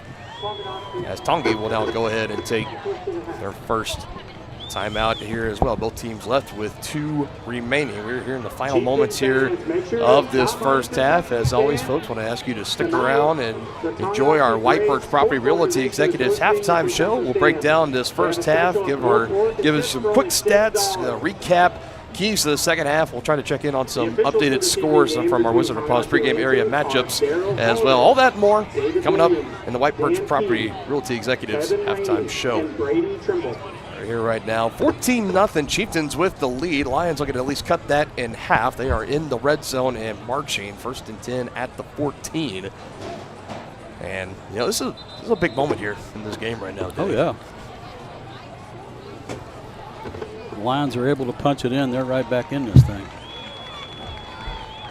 And it's all been from the legs of Garcia. He's had some nice scrambles. I mean, 4 total on this drive alone. That one for negative you'll get tagged with on the bad snap that he just had to eat for a 5-yard loss, but he's made up for it then. The big hitter, 31 yards to Jamison Barnes. Now he'll throw over the middle, and that one's caught, hit hard.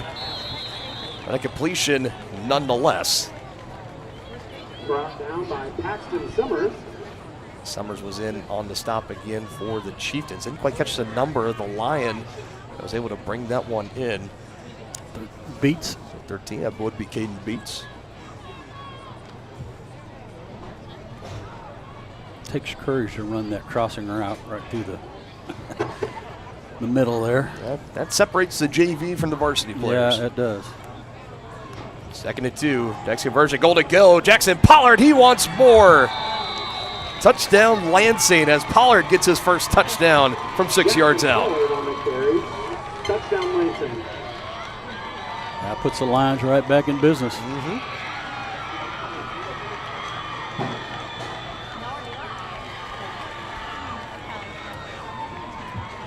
Oh, how quickly some things can change in this sport. Lions an extra point away from cutting this deficit in half from 14-7. Extra point try on the way. Devin Dominic, the freshman. Good snap, good hold, moots away, and it is good. Let's see if the Chieftains have an answer for the last 3 minutes and 9 seconds. And Lansing able to answer a 10-play scoring drive of their own. It's kept off a 6-yard rushing touchdown for Jackson Pollard, and it is 14-7. 3:09 remaining until halftime. The same look and location of a classic drugstore with the services and supplies of a modern pharmacy. That's what you'll find at the Downtown Drug Store in Tonganoxie. Of course, Downtown Drug is the local choice for your prescriptions and health needs, but did you know they have the best selection of Tonganoxie Pride and Chieftain Game Day gear in town? And a whole lot more. Cards, gifts, home decor, and even the best way to satisfy that sweet tooth. The Downtown Drug Store. Call 913-369-3800 or visit them online at thedowntowndrugstore.com.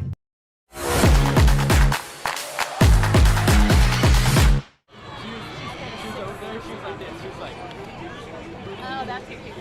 14-7. Chieftains still with the lead. 3:09 to go. It is worth mentioning as we're getting to this point as Lansing won the toss and deferred, so they will get the ball to start the second half. You know the Chieftains, they would love nothing more than to go down and have about a 3-minute, 7-second drive. Yeah. That ends in a touchdown before going into the locker room reclaiming that 14-point lead. But for Lansing, you needed that there. If you, you feel like if you went empty up and down that drive, I mean, things were not going to be looking very good. They answered 10-play drive, and it was through the arms and the legs of Caden Garcia, and it ends punched in from 6 yards out for Jackson Pollard, his 8th touchdown of the season. Brings the Lions within 7 as Marin's on the return will try to get around the edge, avoids one line, stumbles forward for an extra couple of yards there at the end. And 3:02 stopped on the clock. And let's see the Chieftain offense of what they can do. As we mentioned, Bodie, he was a little shaken up on that last 4th down try, but then he had time on that last defensive stand or defensive drive for the Chieftains. He's back out there, and he's ready to go. Yeah, he's as tough as they come.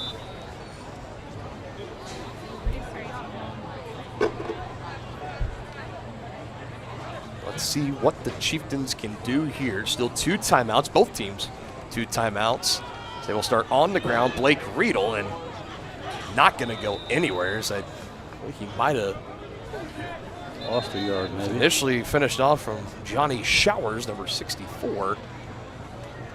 I think the first back there was Mathis again. And just waiting for him to turn around to confirm the number. I know they got the numbers on the sides of the shoulder pads, but that's still just not quite enough. 50, there we go. So that was Noah Mathis.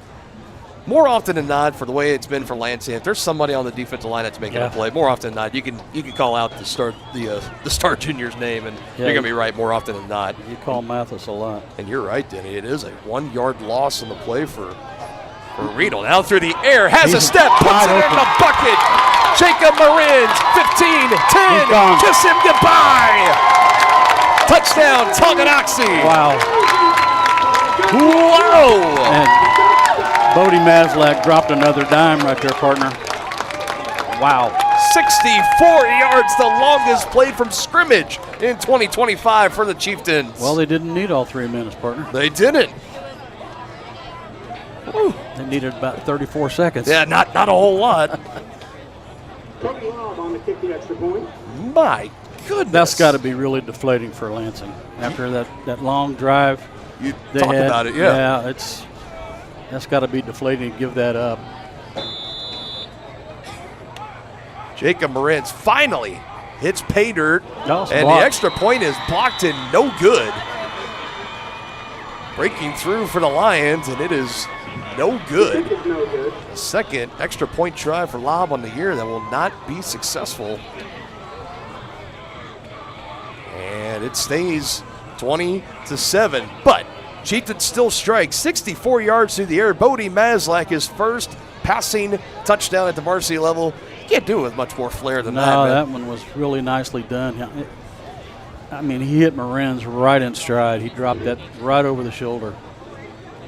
And good job of Marins turning on the afterburners, too. he was able to get in the end zone. So there's your just traditional two-play, 64 yards, all through the air, one play. And the play before went for minus a half for a yard or so on the handoff to Blake Riedel. And Coach Schroyer flipping it over to that backside of the scorebook or his play calling sheet. And he says, let's see if we can even the odds here a little bit. A quick answer.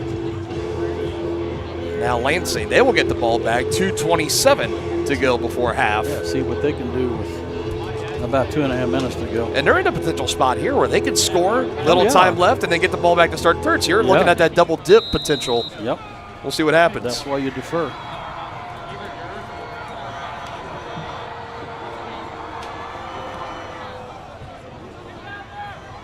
Received at the 20. Return pending here. How about that for a double-leg takedown tackle there, Denny? I think that was Paxton Summers in there again. Tackled by a host of Chieftains on the 25-yard line. Lee and Paxton Summers was the first one I think in he there. was too. Get the wrap up on stop on the return from Sawyer Jorgensen, I believe. So 2:21. See this Lansing offense back out on the field. And you mentioned it too, and I'm glad you brought it up because I would have brought it up just now, how deflating it's got to be. You put together your best drive that you've had in the past about 5 to 6 quarters, going back to last week in the underwhelming performance against Leavenworth. I mean, the offense for the Lions only able to muster roughly about 143 total yards of offense, and you start this game 3 and out, turnover on downs, then you get the 10-play scoring drive, but then two plays later 64 yards down the field. Now you got to try to come back out here and respond. Now they're going to have to throw the ball. With time, and it's running out, and the Chieftains are there. John Golba, the first to get there and wrap him up around the waist. He gets his first sack of the season. You know what was impressive there, partner, was how Golba shed the block. I mean, he just destroyed the defender there and got in for the sack. That's going to look good on film. He will have a Snickers bar in his locker come Monday morning from Coach Bond. John Golba picks up number 1, potentially more coming for him this season. Throw down to the far side, hits his man, now trying to stretch it out, able to do so. How about that for a little nice gain over there on the far side? Only Kennedy again. Gain back that sack yardage plus a few. Tackle by Brady Martin.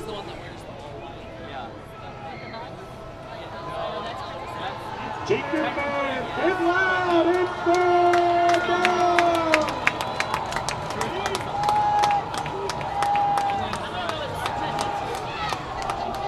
Third down throw, and that one too low, incomplete. Barnes not able to scoop it up off the turf, and the incompletion, that stops the clock as well, 1:32.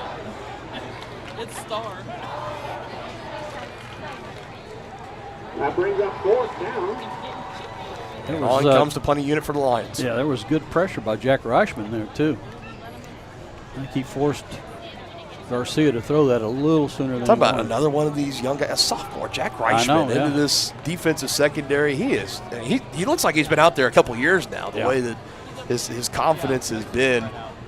He had that game-sealing interception back in week 1 against Lewisburg.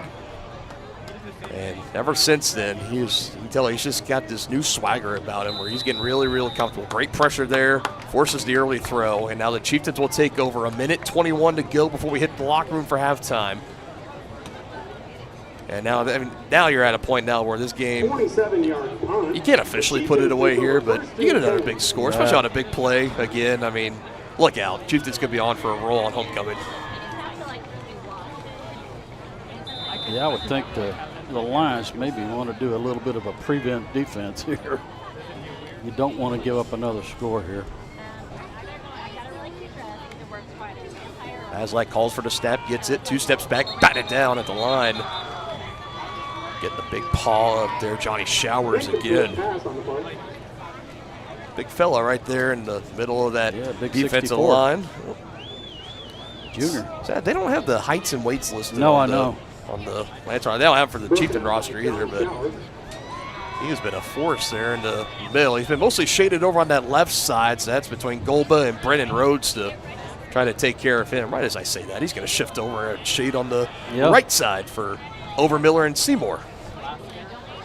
As like to throw again. Fail once, try again. Down the field, and should have been a potential interception, but it's dropped.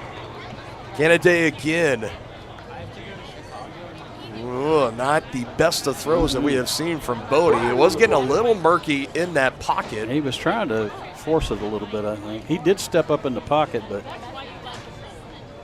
his receiver really was not that open. I hear we have a flag, or did I just hear something else? Yeah, Is there no flag? Yeah, over there on that far side, I think there is a flag, yeah. I thought I heard our PA announcer calling out. Holding on the offense. Fourth penalty of the ball game for Tongi. Second down. I look for him to keep it on the ground here and burn up some clock. You don't want to give the ball back to the Lions with much time left on the clock. Make them burn those timeouts. Penalty wipes out that last incompletion. 2nd and 20 now. And it on the ground. Riedel, big hole going through. Another flag could be coming back, and it's a potential 20-yard gain on the ground for Blake Riedel. Could have been possibly 19, but this is in the area of holding again.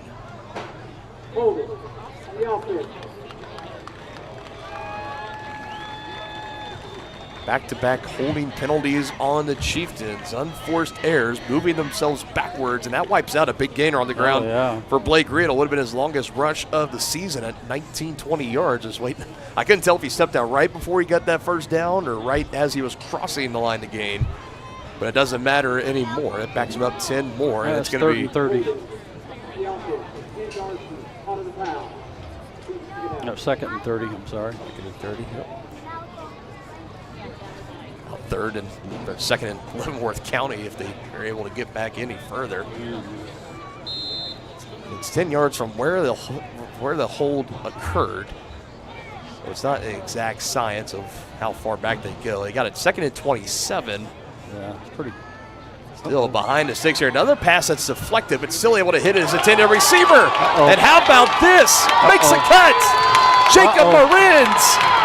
One man to beat. And he's tripped up at the 10. Almost making a house call on homecoming was Jacob Marins. Wow. Tip screen pass. You know, you got to figure you know, sometimes you're just lucky. You get a tip pass and almost take it to the house. Like they connected on one for 64. That one I got down for close to 65. Well, it's close. Yeah. Oh, man. Now here's Martin in the middle. Had a window, closed. Yeah, still fighting forward. Strong legs of Brady Martin. And Tongi would take a timeout here, and I believe they just did. Yeah, Tongi would love to punch this in before the half. Really put the Lions in a hole. Back 4-yard carries here for Brady Martin. As the timeout taken here, Chieftains will have one remaining. Although they're in the final under a minute to go in the half, I know that for sure, as they're taking the time here. And you know, again, it just feels deflating for Lansing. Yeah, you almost make a great defensive play. He gets the hand up and it tips the pass and it goes right to a. Right to you almost think actually Marins with how much that was taken off there, it gave the time for that window to open up and give Marins the space to score it. I think if that goes untouched, I don't think he takes it for 60 plus yards down the field. Yeah, I think the defense saw that was tipped and figured it was going to be incomplete. Yeah, kind of everybody for a half second subconsciously just kind of said, "Oh man, another stop." I mean, that was going to be 3rd and 27 if they didn't convert. Back-to-back holding penalties put the Chieftains in the hole, and it still doesn't matter at the end. Just like that, Marins is off to the races. It's going to be nice looking at his stat line at halftime. 120-plus yards already. His second game in 3 weeks where he's had over 100 yards receiving at halftime. But another penalty will stop things for the time being. That's another one against the Chieftains, a false start. So of all the great we've been talking about Tongi in this first half, 6 penalties, you got to find a way to clean that up as we start to get later into this ball game. Nothing will drive a coach more insane than those penalties. And just 3 alone on this possession, too. Yeah, especially when it's called on the interior lineman. You're lined up on the ball. Maslak, bootleg, stops and hit on his head. And here's the flag coming in. He will be wrapped up and knocked out of bounds. Inadvertent, and now some extracurriculars with Blake Riedel and Noah Mathis. Don't see any flags shown in the area of that, but this will be against the Lions as... Yeah, it wasn't flagrant. I mean, he was just trying to make a play. Trying to bat the ball down as Maslak was looking to throw. He was up in that face mask. I don't know if they call it hands to the face or what they're going to what exactly it'll be. It certainly wasn't egregious. Yeah.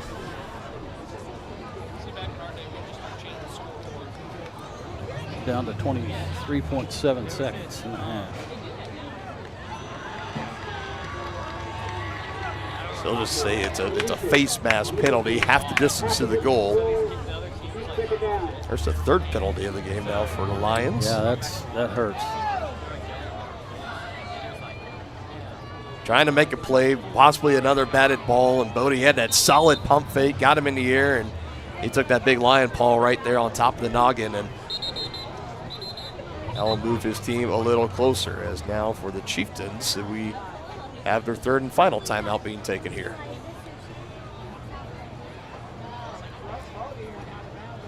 I think they do. I'm not sure why he did that. He didn't have something that he wanted out there, I guess. Well, see, this is just based off of how he was pointing at the official. He was kind of pointing over inside the 5. We mentioned we had the flag. We knew it was on Bodie, and then once the play was dead, you saw Mathis and Riedel kind of take a tumble into the out of bounds. It was definitely after the play was over, and the way that he pointed out, I don't know if he was trying to ask if they were going to talk more about that and see if something would come out of that. Again, it's pretty much a moot point right now. Riedel was definitely wrestling above his weight class there. I would say so a little bit. Big junior Noah Mathis for the Lions. Again, I mean, no penalties. Nothing's going to come out of it. You still have it at the 5-yard line. Goal to go for the Chieftains. Still massive opportunity in front of you to add on yet another score before halftime.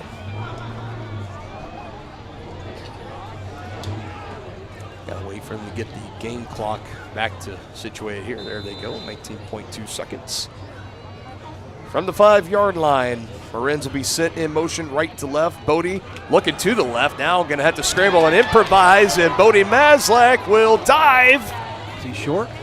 He is short of the line to gain. No timeouts for Tongi. They got to get to the line, ready to run this play. I think he went right to the 1-yard line. It's a 4-yard gain. Clock won't run until they spot the ball. Like you mentioned, I don't know if they're going to take it and just run it or if they're going to spike the ball. I think they're going to run it. They're going to try and punch this in. Some time getting the ball set here. I mean, this works in favor of the Chieftains. Yeah, both sides were ready. They were waiting on the Zebras. Unless they say he got out of bounds, the clock's out, doesn't matter. Next play, Maslak, goal line, touchdown.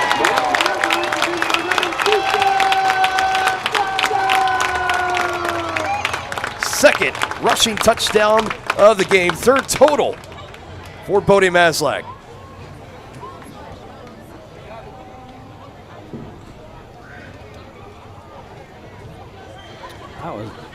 I thought maybe they would go for 2 here since they missed that extra point, but it looks like they're... Well, no, it looks like they're going to go for 2. That's what they're going to do. They're moving it over to the left hash on the far side. They're going to go for 2.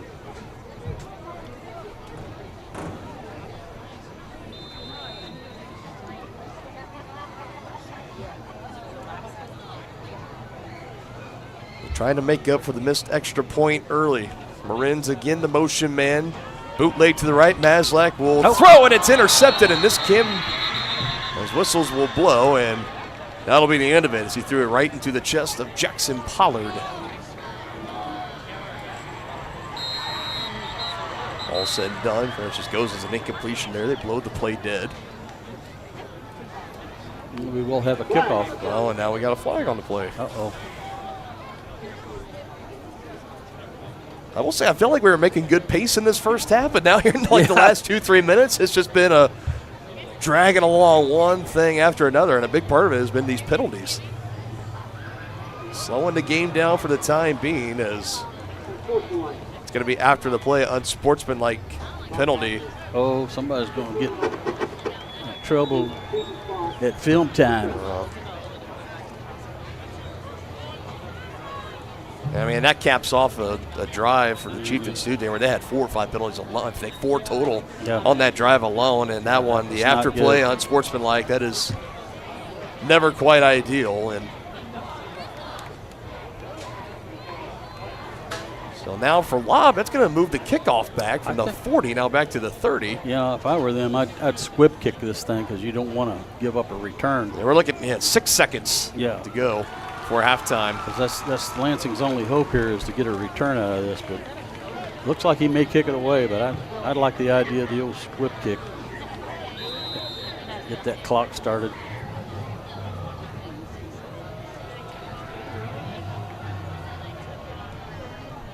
He's going to do that. So a chance at a return. They can make anything happen. Yep, see, it almost bit him. Chieftains there, whistles will blow. More extracurriculars after the play. And this is Brady Martin getting into the mix with the Lions, I believe. That was Jamison Barnes. Yeah, this game got chippy last year, too. No doubt. These teams, I don't think, like each other very much. 7/10 of a second. It's a good old Leavenworth County rivalry. Yeah. When you've played a team in your history 59 times, and that's just on record, there could be more undocumented matchups out there. I mean, there's a little bit of animosity, and mostly with the way how things last year went, the tempers flaring at the end of the regular season game, the fumble at the 1-yard line from Mekhi Butler. Dottie had the game-winning touchdown, ended up not being, and of course the playoff game too. You know, this is you're playing the team, if you're Lansing, the team of the Chieftains that ended your season last year. So there's plenty to be chippy about, but now they got to sort all this out. Yeah, they're trying to. Of course, Tongi was pointing at Lansing, but I'm not sure who this is on. This could be one where they tee it up on both, and that's it here. I don't know. I mean, I don't think they'll play it again. I think it'll just be wherever the ball is spotted, which, I mean, right now it's at the Tonganoxie 46. We're going to get an explanation here. Ball. The foul. For the team. 15 yards. First down. So they call it just only on the receiving team, so that'll be against the Lions. It's always the second Jamison guy Barnes that gets caught.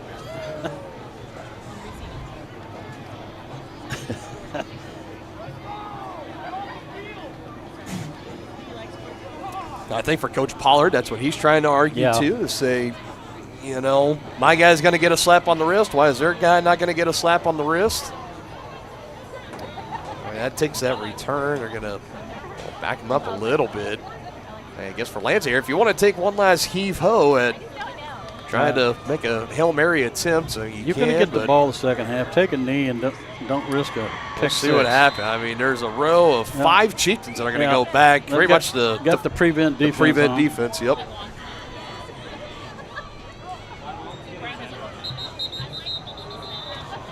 Oh, cow, man. Wow. Right snap. Snap infraction. On the offense. 5 yards. Against the Lions, penalty number 5 in this first half. 11 penalties total combined. Yeah, the last 2 plays, they've gone back 20 yards. Well, it looks like they're still going to try to make one play. 7/10 of a second. Garcia will just throw it, and it's caught. So that will look good in the stat column, but not going to make anything else happen, and that'll end this first half. Who made that tackle? He hurt his arm. Brought down by Blake Riedel of Paxton Summers. Blake Riedel on the tackle, favoring that shoulder. I see what you're talking about. I believe that's Jack Reichman. Yeah, Reichman. A little gimbled up on that play, but he's holding that right arm limp. So, after a second quarter that went about 45 minutes or so. Felt like it was a little bit, but we have wrapped it up here. Chieftains at halftime with the lead, 26-7 over the Lansing Lions. Tempers flaring there at the end, and Lansing will get the kickoff to start the second half. We'll break down this first half and more coming up in the White Birch Property Realty Executives halftime show.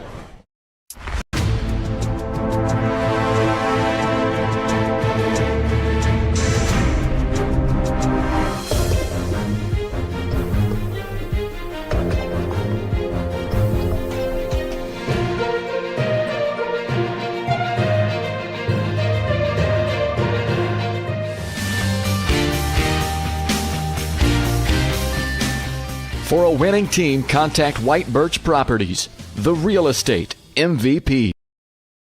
Tonganoxie is the ideal location to start a business. That's why the Tonganoxie Business Association has strived towards a common goal of adding value to businesses and the community since 2015. They assist in providing improved services for customers and visitors, encouraging and enhancing businesses, and preserving historical and cultural assets. Follow them on Instagram for the latest and upcoming event information, and become a member today by visiting their website, TonganoxieBusinessAssociation.com. Proud supporters of Chieftain Athletics.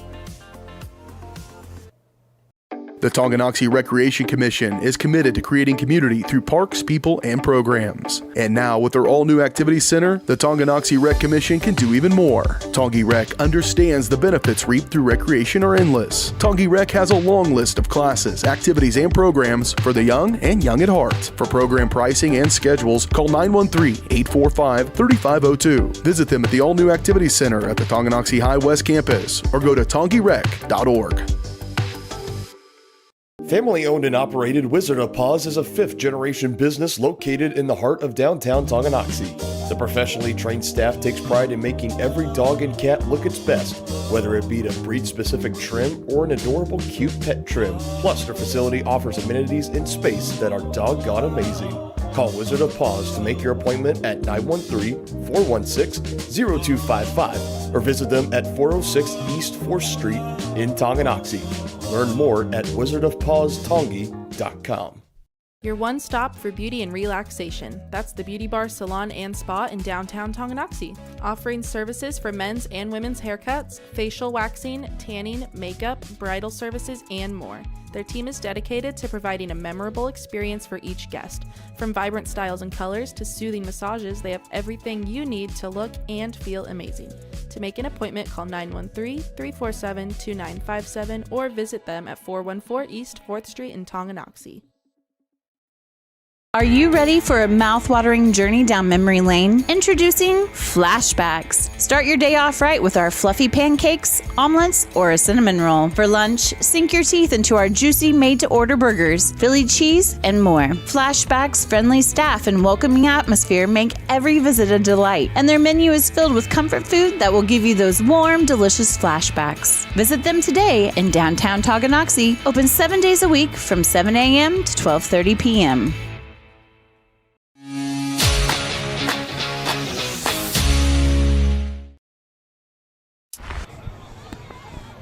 We're back here now on the White Birch Property Realty Executives halftime show on Tongi Sports Live. White Birch Properties is ready to help you buy or sell the next house and lead you to success in the real estate game.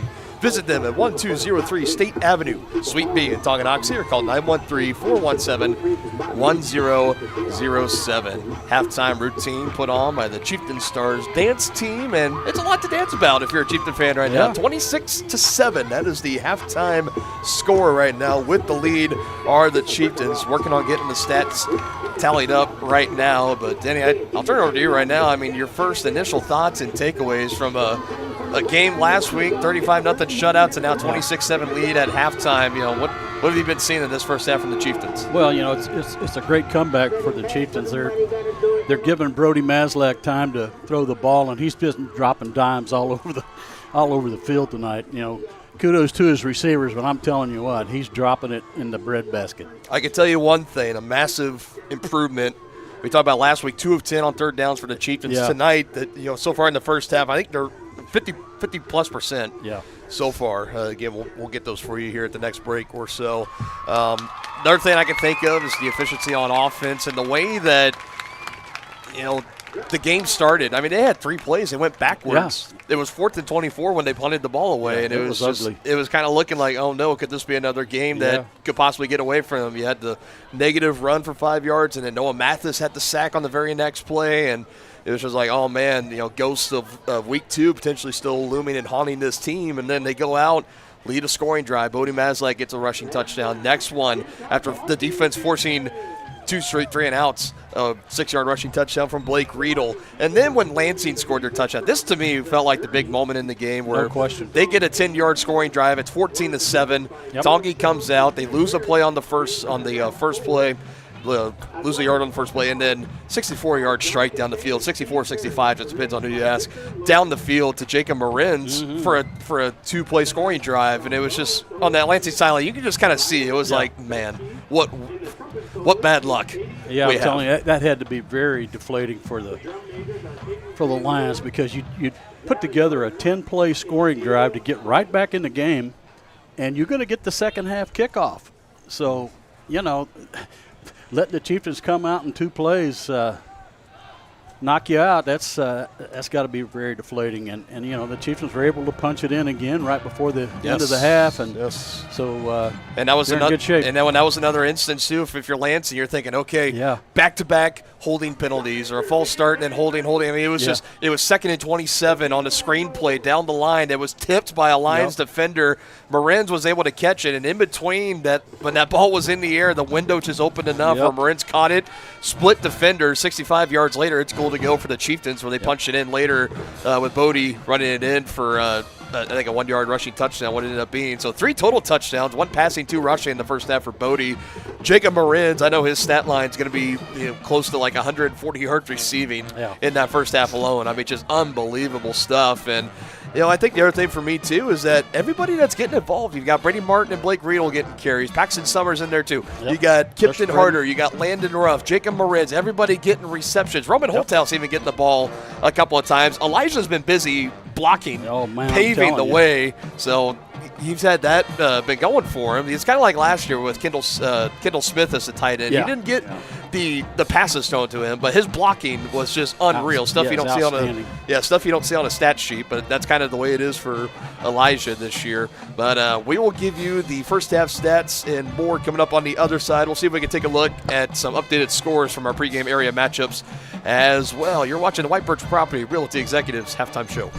More toppings, more taste, more value. Gambino's Pizza. You're gonna love it. Taste mouth-watering flavors in our new Chicken Bacon Ranch Pizza. Bring a crowd to feast on our 11 toppings Mobster Pizza. Pizzas with quality meats and a 100% real cheese, like our triple tasty seasoned sausage cravers pizza. Try favorites like pastas, calzones, sandwiches, appetizers, salads, and desserts. More toppings, more taste, more value. Gambino's Pizza. You're gonna love it. At Fort Scott Community College, we understand that a scary part of figuring out your future isn't only answering the question, what should I do, but where do I belong? Maybe you belong here, preparing for a career in healthcare as part of Fort Scott Community College's nursing program. Or maybe you belong on stage as part of the Hounds band or theater department. I don't know where you've been or where you're headed, but I know we're saving a spot for you because you belong at Fort Scott Community College. The same look and location of a classic drugstore with the services and supplies of a modern pharmacy. That's what you'll find at the Downtown Drug Store in Tonganoxie. Of course, Downtown Drug is the local choice for your prescriptions and health needs, but did you know they have the best selection of Tonganoxie Pride and Chieftain game day gear in town? And a whole lot more. Cards, gifts, home decor, and even the best way to satisfy that sweet tooth. The Downtown Drug Store. Call 913-369-3800 or visit them online at thedowntowndrugstore.com.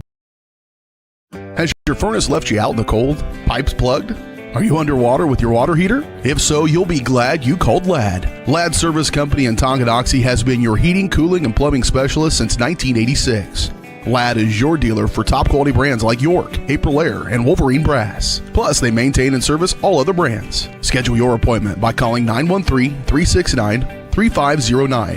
Visit laddserviceco.com to see why you'll be glad you called Ladd. Midwest Chiropractic Center is a friendly and caring clinic providing comprehensive care for your chiropractic, rehabilitative, and fitness needs. Upon entering one of our offices, you are treated like family. The staff cares about your health, and their approach to care proves it. With 3 locations in Tonganoxie, Lansing, and Bonner Springs, plus some Saturday hours, Midwest Chiropractic Center is dedicated to offering affordable, gentle chiropractic care. Midwest Chiropractic Center, getting you back to active. Families and business owners have trusted Mutual Savings Association for over 100 years. They offer checking accounts, online banking, personal and business loans, investment planning, insurance and retirement plans, and so much more. Their team specializes in creating a financial plan that is tailor-made to your needs to help you achieve your financial goals. Visit one of their 6 nearby locations, including downtown Tonganoxie, or visit their website msa.bank.com to learn more. Member FDIC.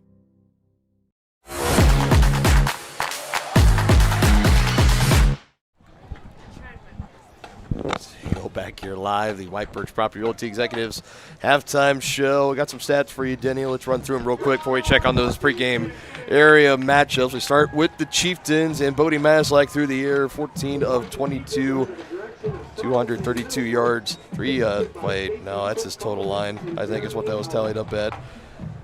Let's just say it, 232 yards from scrimmage and 3 total touchdowns in that first half from Bodie. That's a pretty good quarterback rating, I would guess. Yeah, I would go as far to say so as well. Like real on the ground, just 6 carries, 28 yards. He did have that 1 touchdown from 6 yards out. Paxton Summers, 2 runs for 3 yards. Brady Martin, 2 runs for 4 yards. Roman Holthouse also did have a rush attempt. He took it for 13 yards. He only converted on a long, I think it was like 2nd or 3rd and 15 the Chieftains faced, and he was able to nearly convert on it. Here's the big one. Jacob Marin's 3 receptions, 144 yards, 1 touchdown. And for a guy that was coming into the game tonight with 202 yards on the season, I mean, it's still week 3. It's still a fairly decently small sample size, but still what a first half for Jacob Marin's, and for Bodie Maslak too, feeding the ball very well to him. Kipton, Harder, Landon Ruff, 1 catch apiece. Harder has 1 for 32. Ruff has 1 for 13 total yards. The Chieftains were 3 of 6 on 3rd downs. They were perfect, 1 for 1 on 4th down. No, they were actually 1 for 2 on 4th downs. I forgot to add that one. Thank you for catching me on that. 1 for 2 on 4th down, almost perfect. But the way that first half feels like, it feels like everything was just going right for them when there actually were a couple of things that didn't. So 1 for 2 on 4th down, 3 of 6 on 3rd downs. They had 7 total penalties committed. Got to find a way to clean those up you've got to clean that as the game goes along. 1 sack, that was John Golba collecting his first sack of the season. No turnovers to speak of either. Over on the side for the Lions, Garcia through the air, 6 of 9, 83 yards, and he started the game with 3 straight incompletions, and that's where the Lions were in the middle of back-to-back 3-and-outs, and then a turnover on downs. That was actually on that 3rd drive, the turnover on downs. We saw him go to the Wildcat formation with Jackson Pollard just taking a snap and running it. But that 10-play scoring drive, that's really where Garcia came alive. He did it with his legs, too, with 4 rushes, 18 yards. He was big on that scoring drive for them. Jackson Pollard, I mean, for a guy that is as talented as he is, to keep him bottled to just 6 carries, 15 yards, and 1 touchdown. I mean, can't ask for much better in a first half. That was been a pretty good job. And part of that, too, is just being down 2 scores early, playing behind the sticks a couple of times for Lansing. They are passing more tonight than they would like to, more comfortably than they're used to, I would think. So Pollard's been a little less of a rushing threat. We have seen him bring in 1 reception tonight, but I mean, that was it, just for 9 yards. That was it. Other ones, Stevens there to wrap up the first half. He caught that 1 for 20 yards. Legault does not have a reception. Beats has 1 for 8 yards. Barnes, leading receiver with 2 receptions, 41 total yards, and Kennedy 1 reception for 6 yards. The Lions 2 of 6 on 3rd downs tonight, 0 for 1 on 4th downs, and they have committed 4 penalties. They also have 1 sack, that belonging to Noah Mathis. It's the 50s that have gotten the sacks tonight. John Golba for the Chieftains, Noah Mathis for the Lions, and no turnovers to speak of either. And that is your first half stats and recap. Let's take a look and see if we can get some scoring updates as we travel back just a little bit. Not that quite far to the pregame show, but let's take a look at the area matchup, see if we can get some scoring updates from all around the league. Just getting these offline. Some might not be updated at all, but we will just wait and see on that. We start here in the UKC with the Lions, Leavenworth and Turner. I got no official score reported on that one yet. We'll see if we can try to figure that out before the end of this game. Piper, 1-point lead currently over DeSoto, 7-6. Shawnee Heights and Baser Linwood, all Bobcats in that one, 22-0. Other scores, not here on this graphic, but around the Kansas City area. Olathe West and Shawnee Mission Northwest. Olathe West 14, Shawnee Mission Northwest 31. Battle in Olathe between South and East. It's South with the lead, 20-0. Shawnee Mission East Lancers 7, Mill Valley Jaguars 35. Joel Appleby's squad, Juggernauts in 5A, they continue to roll. Free State Firebirds 28, Shawnee Mission West Vikings 13. Free State regarded as one of the top 10 teams in the entire state. It's been a good start to the season for the Firebirds, no doubt. Shawnee Mission South against Gardner Edgerton. The Trailblazers up 28-7. Back to the scores on the graphic. St. James Academy up 14-0 against Blue Valley Northwest and the Huskies. An interesting game in 4A to keep an eye on. You got Blue Valley West that are at Bishop Miege. About to score for this 14-5. Wow. Score there. Don't see that all too often. 14-5. Bishop Miege with the lead over Blue Valley West. Let's take a look over at the league matchups, the one that Chieftain fans obviously going to be keeping their eyes on more as the evening goes along. Paola and Ottawa. This game was a classic a year ago, and it is close here again tonight. 12-7, at least the reported score as of now. Ottawa with the lead over Paola as the Panthers are on the road at Ottawa trying to pull off a stunner.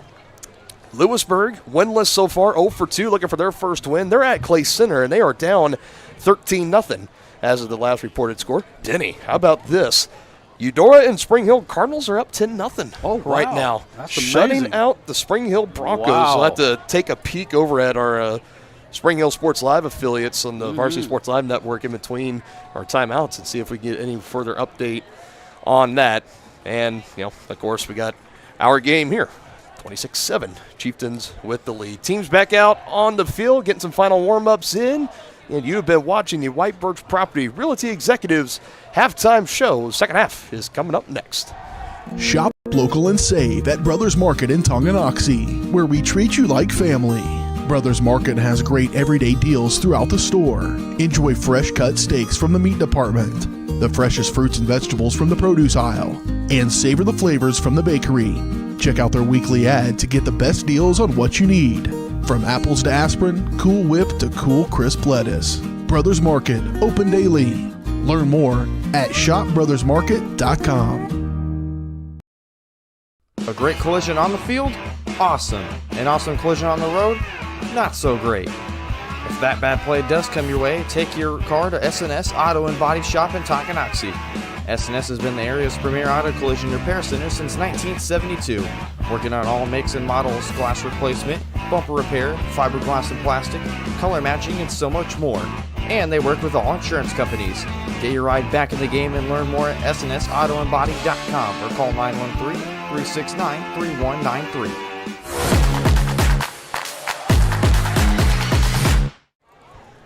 Back here live, getting ready for the start of the second half. Lions will receive the opening kickoff, and in fact, we did confirm during the last timeout, it is Eudora 10, Spring Hill nothing.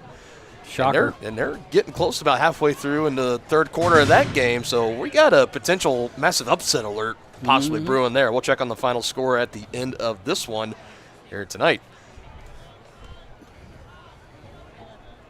Yeah, not too many, I don't think, had in their scorebook and their bingo cards tonight of the Broncos being down 10-0.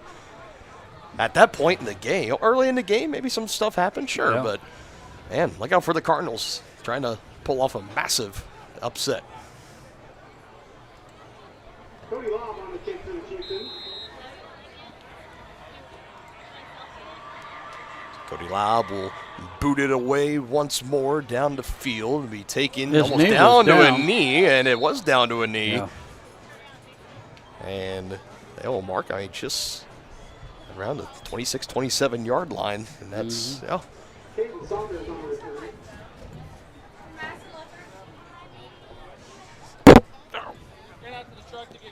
Ugh. All right, so we get settled in here. Started the third quarter in this one. Dylan Funk alongside Dennis Drennan, as always. Appreciate everyone that's been tuning along all the time here on Tonganoxie Sports Live. Both teams are, as we got an injured player on the field. Is got a player down. So it looks like it was a Chieftain. It's a little slow to get up. Hatfield out there helping him up to his feet. That's Caden Marlowe, number 14. Sophomore. Getting up a little gimpy. Hope everything with Caden Marlowe is okay. Hope to see him back out there sooner rather than later. He's in the care, some of the best care he could ask for. With no Hall question. of Famer Mark Padfield, head athletic trainer with he and his team from LMH Health. So here we go for the Lions, 1st and 10 at the 27, their own 27, as they will start on the ground. Jackson Pollard, again, pretty quiet in that first half. We had a lot of flags at the end of the second quarter, and we start the first play here in the third with some laundry. Let's get it figured out. Yes, against the Chieftains.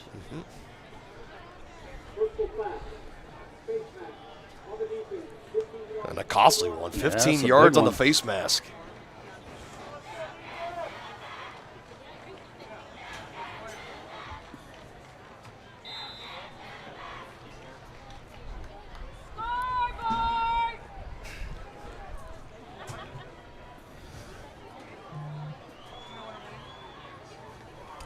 Costly 8th penalty of the game, free 15 yards for the Lions. They go right back down to the ground to Pollard, who was stood up for a moment and will blow the play dead, officially as maybe just a gain of a yard or so. That's it.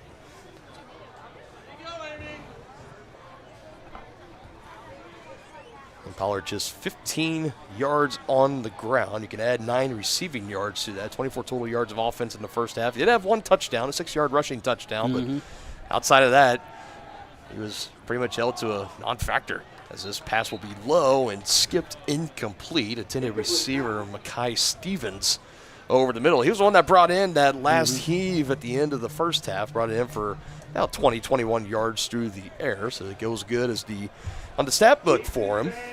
Garcia kind of forced that one a little bit. He really wasn't open. First third down to the second half for Lansing, 2 of 6 in the first half. Looking to convert here. Third down and long. Garcia with time, throws, complete over the middle. He's met right near the line to game and pushes him back, but I think forward progress might give him the yardage needed, and it will. Yeah. Able to hold on, Owen Kennedy again. Spearheaded on the play by Brady Martin, who met him right at the line to gain, was not given an inch. Well, so far, a good start for the Lions. Second reception of the ball game for Kennedy, 16 total yards.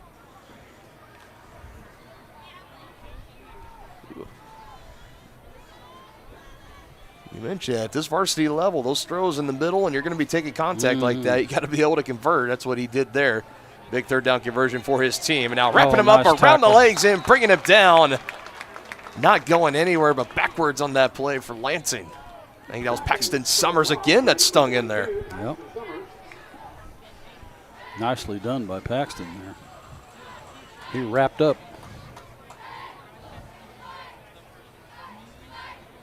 So we mentioned with the injury to Joel Murray, and it looks like Paxton Summers, he's been filling in that spot for him in the linebacker spot next to Owen Robbins. And he's done a good job. I'll tell you what, he has looked very impressive tonight. Yep. 3-yard loss on that play for the Lions. Now backpedaling off his back foot, complete, but brought down immediately as Barnes. That's only about a yard. Well, that's about a 3-yard gain, I guess. 4. Back to the original line of scrimmage, plus 1. Yep. Big third down here.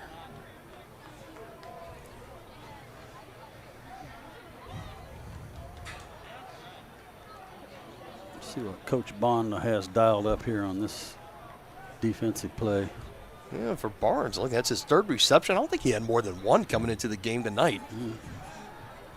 3rd down and 9, another 3rd and long. Got to have it here for the Lions. Garcia trying to direct traffic now. Will heave it. End zone shot. Drops it in the bucket. Touchdown, Lions. Yeah, that was nicely done by Garcia. Wow. 44 yards down the field to pay dirt. And he couldn't have handed him the ball any better. Stevens again coming alive.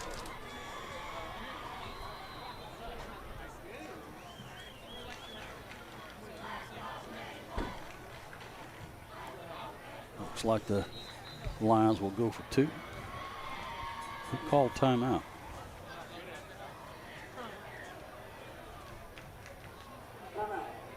Lansing. Timeout for Lansing. Learned a timeout on a 2-point conversion. I feel that's something to keep in mind, too, as this game continues to go along with your team that's currently trailing. You're a little bit closer now. This, now 26-13 ball game. You're still down 2 scores, and as this game goes along, if that timeout, maybe you wish you had it. I don't know. We'll see, but man, what a strike it was for Garcia. That was again on 3rd downs, and that was, during halftime, we talked about 2 of 6 on 3rd downs, and the Lions come out on the opening drive. How about 2 for 2 on 3rd downs? And that last one converted on the big 44-yard strike. Mekhi Stevens was held without a reception until literally the final play in the 2nd quarter. And he's off to a great start here in the 2nd half, as are the Lions, at least offensively, trying to go for this 2-point try, make it 26-15. Pollard in the Wildcat. He's going to throw to the end zone, and it is good. A little trickery, as I believe he found Barnes. 10-point game, partner. 11, close. But I always knew math wasn't your strong suit. It's okay. That's where I got it from, I guess. Well, the pole's in my way. What can I say? 44-yard strike. Caden Garcia finds his man Mekhi Stevens in the end zone. Jackson Pollard converts on the 2-point try to Jamison Barnes. 26-15. Chieftains with the lead and with the ball. When we come back in 30 seconds, Chieftain football presented by Kansas Insurance.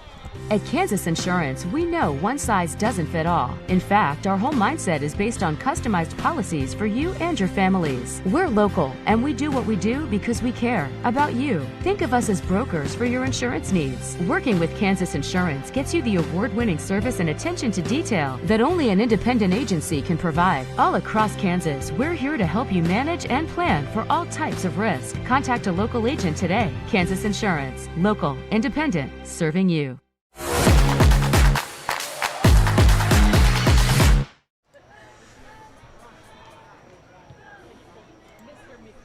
Go Chieftains getting ready to get the ball back. Their lead has been trimmed to 11. Ensuing kickoff return, Jacob Marins is wrapped up right at the 20.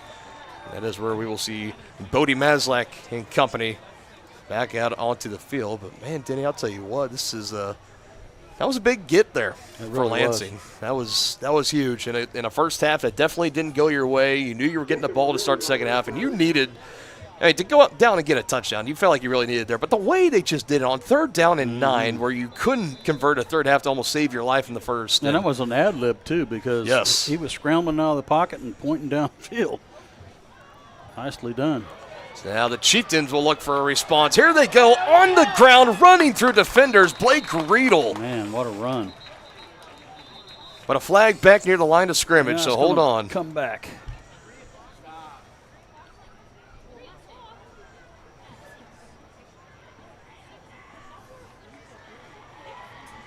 Right in the area of offensive holding. 25-plus yards on the ground for Riedel, and it's going to come back. That's a 35-yard penalty.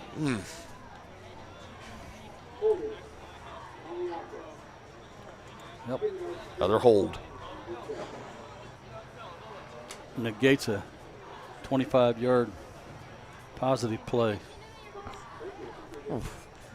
Yeah, and for Blake Riedel, too, a guy he's been fairly quiet, just 28 yards in that first half. Does have one rushing touchdown from 6 yards. And, you feel like a big play like that, and all of a sudden here could come Blake Riedel into a game and be a game changer. Still can, but that penalty definitely does sting for the Chieftains. Yeah, that hurts bad. Now 9 total penalties in the game. Here's a throw on the far side. Caught, hammered hard. Able to hold on, Kipton harder as he took the contact from the Lansing defender. Yeah, he's going to get all the penalty yardage back +1.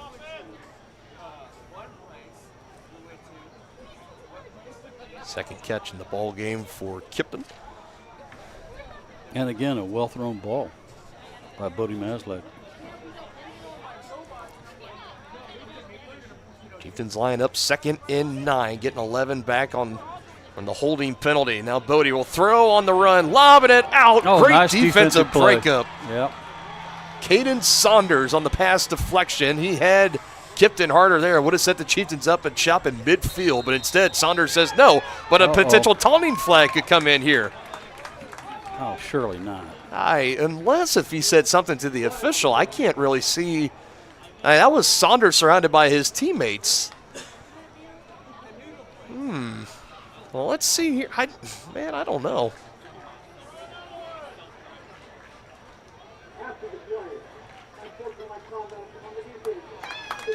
He must have said the magic word.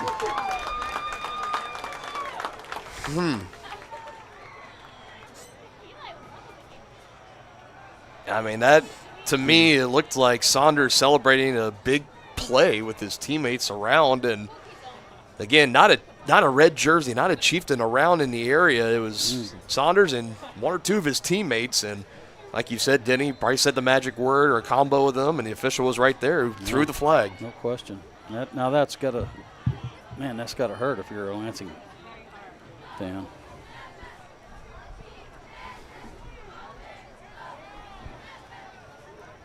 Marin's in motion now, 2 receivers near side. Maslak will look that way, fires, and just leading Marin's a little too far, incomplete. Yeah, if he'd have hit him in stride, it'd have been all over. My goodness. Another flag.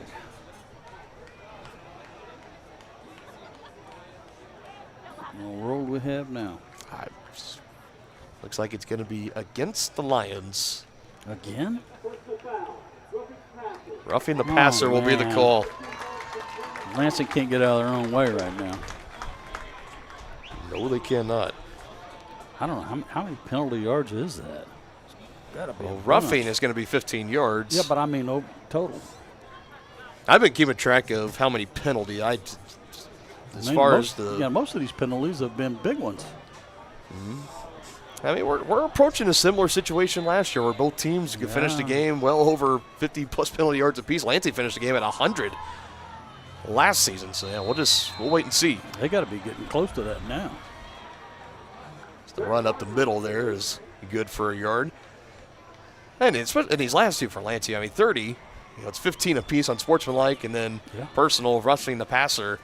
Hey, that's costly. And big swings, too, because now you've gone from a big pass breakup to now all of a sudden Tonga in a blink of an eye. I mean, they could very well have been in Lansing territory on their own, but at least they would have kind of more earned it that way.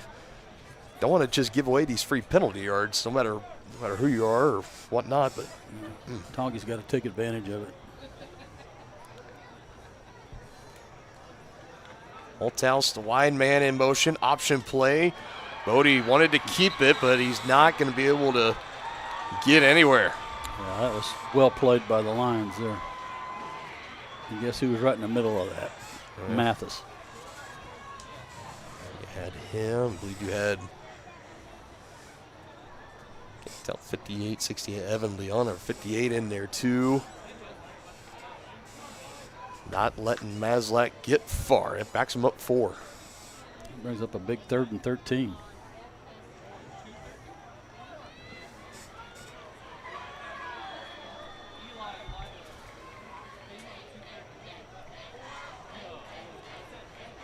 Chieftains trying to stay on the field. Got to convert this 3rd and 13.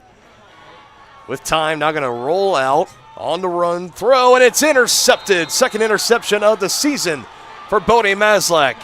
And it's Caden Saunders. Saunders read that route all the way and jumped it. And there is our first turnover of the game. Now, if you're Lansing, you got to feel like, hey, we're back in this thing. We got to go down and score. Oh, no doubt. Back-to-back games with an INT for Bodie. Good read by Saunders. Tried to make that throw on the run. Did Maslak, just not enough on it. We saw him almost have a interception in the first half that was just blatantly dropped, but Saunders not letting that one go. Now the Lansing offense back on the field, down 11. A score to bring it down to a one-score game. Reverse. Breaks one tackle, lowers the shoulder, not going to get by the law office of Neihart and Martin.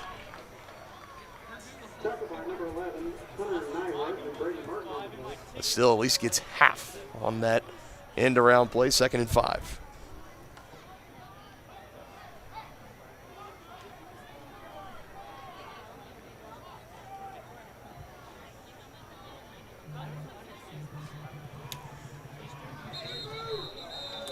Yeah, there's the flags. False start. Good night. You know, it's homecoming. I feel like now we should do for like every penalty is like a donation of like $5-10 to the to the homecoming dance tomorrow. I don't know. Like, this is we'd be at a pretty good total here tonight. No question. Backs him up 5 yards.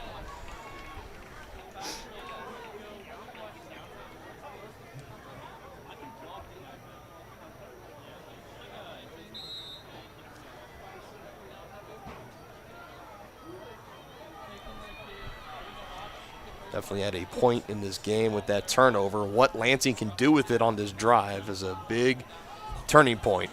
We'll wait and see. Barnes will shift from left to right. My goodness, False more start whistles. And it is. Holy cow. 1 step forward, 2 steps back. Well, the Lions are doing everything they can to help Tongi. They had 4 penalties in the entire first half. There's already 5 here in the second.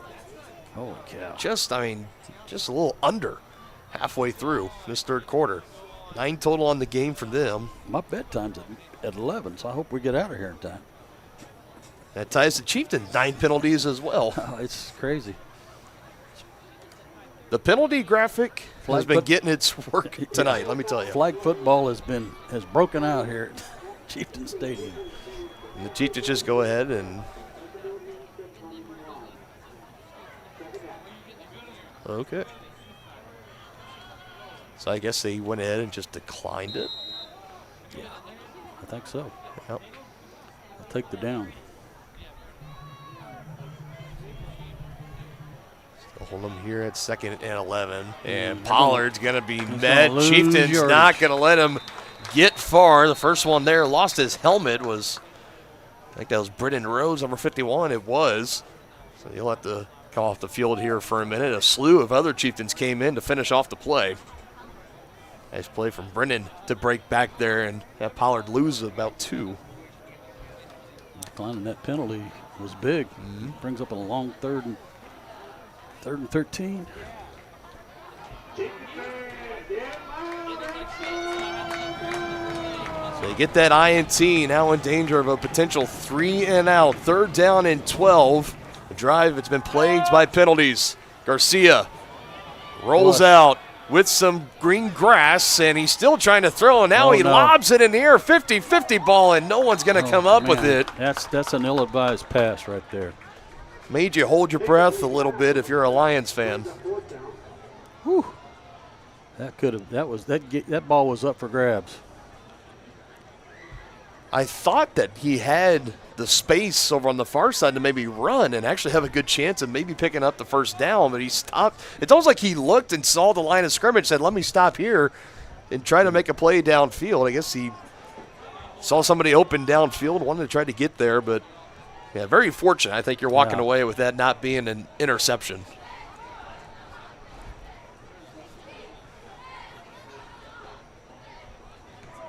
Now the punt is away. Summers almost getting a hand on it. And it rolls, and Martin will just dive on it to prevent it rolling back any further. Yeah, it was nicely done by Brady there.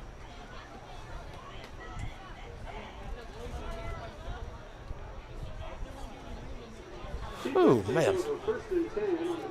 So, I mean, after all that, still 26-15. Lions currently still the only score in this second half. Chieftain offense now back out onto the field.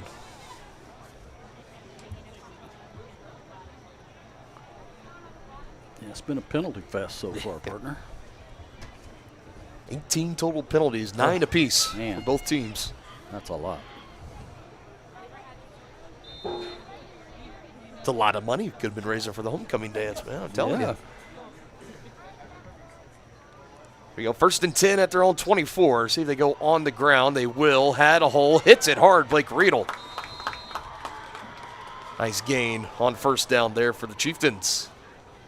Yeah, nice gain there. Close to 7.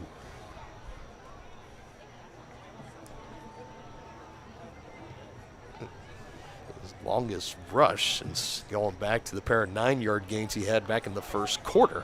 The last one going for 7. 2nd and 3 now.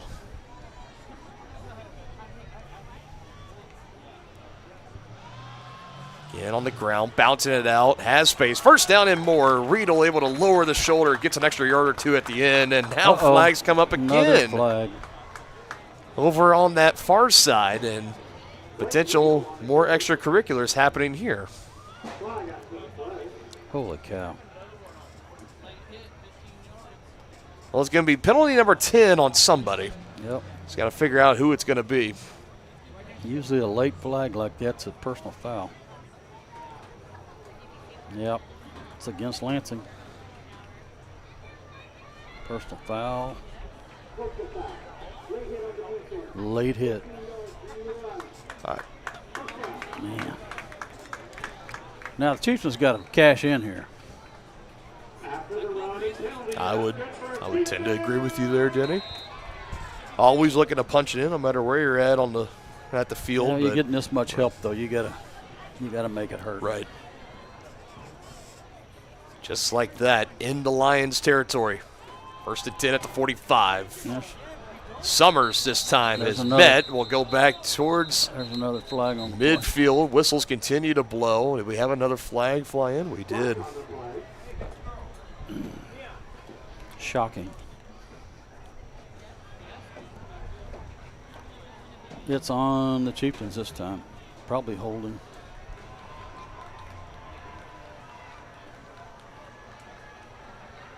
Lansing picked up their 10th penalty. Chieftains do just a play later. Yeah, they give it right back. And just off the body language of the officials out there. Now they're going to start marching it back.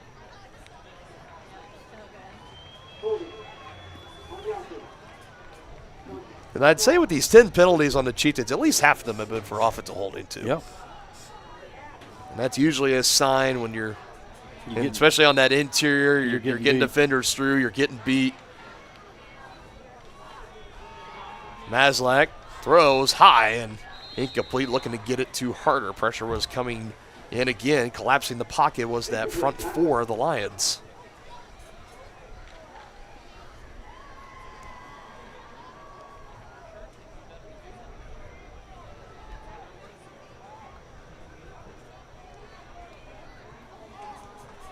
Right now, this Chieftain offense red hot in the first half of the game. Struggling a little bit here in the second half. 3 touchdowns on 6 drives in the first half. Now this pass, a little out there. Marin's able to bring it in. Nice hands as he just shoulders back to the original line of scrimmage and got an extra 2 yards. Yep.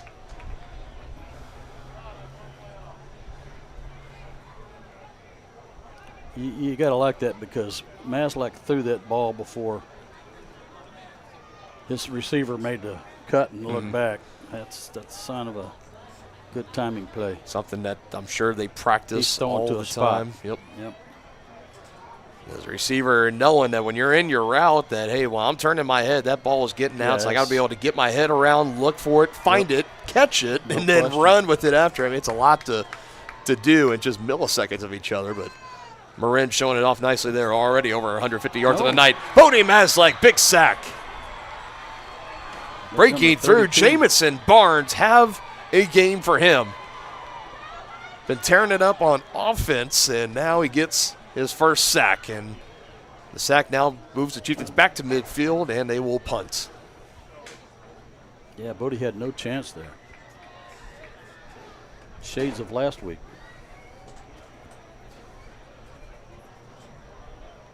And after all of that, it's a long 3 and out, essentially. Yeah. Almost. Punt from Masleg, bounces at the 25, and then out of bounds there. Essentially close to a touchback for the Lions. Yep.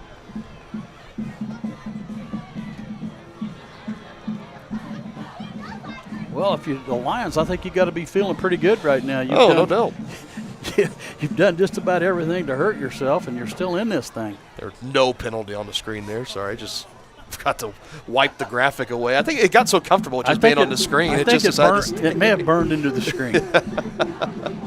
There you go. 2:36 to go here, third quarter. Chieftains still with the lead, 26-15. Back on defense are the Chieftains. Lions offense coming back out. They got the lone score so far in the second half. Opening drive to start the ball game here in the third. A 44-yard touchdown to Mekhi Stevens. And a 2-point try successful afterwards as well. There's a run on the ground. I believe that was Roman Holthouse that actually wrapped him up from behind and was able to bring Pollard down. Just holds him to a gain of 1. Gain of 1 on the play.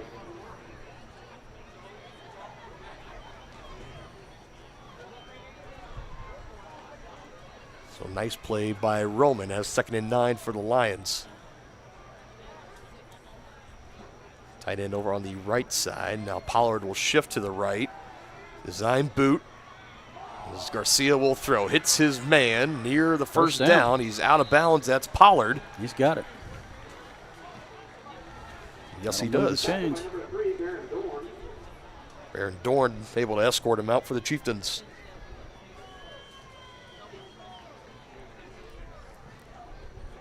Second reception of the night for Jackson Pollard. Again, not known for being a receiving threat out of the backfield, but he's kind of playing that dual role here tonight. Also on defense for the Lions. They're able to convert their 1st and 10 at their own 36.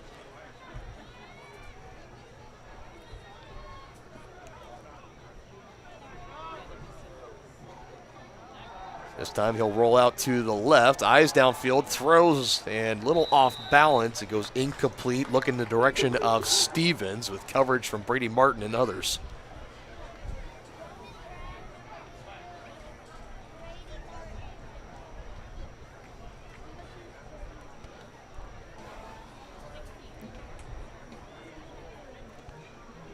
Second and 10 now based off the incompletion. Play clock down to 14.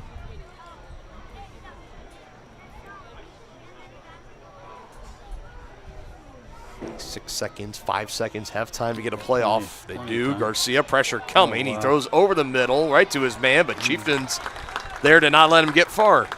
John Goba in there to make initial contact. And that was pressure coming on the far side for the Chieftains, forcing Garcia to throw that one a little early than maybe he hoped. And the Chieftain a little slow to get up. Owen Robbins, he will limp over to the sideline. It's still pretty warm. I'm not sure if that's a cramp or. Not sure. We had kickoff today of 77 degrees, sunshine. It's been a beautiful that's gorgeous day today. Compared to last week where temps were close to the high of the 100 throughout the day. Kickoff was close to 90 degrees, much cooler here tonight. Yeah, a lot of cramping last week. Garcia to throw, and he does, and it's batted down, incomplete. Baron Dorn able to make a play on that, swatted away. Yeah, Dorn read that route really well. Let's see what the Lions are going to do here. Yeah, it looks like they're going to punt it away.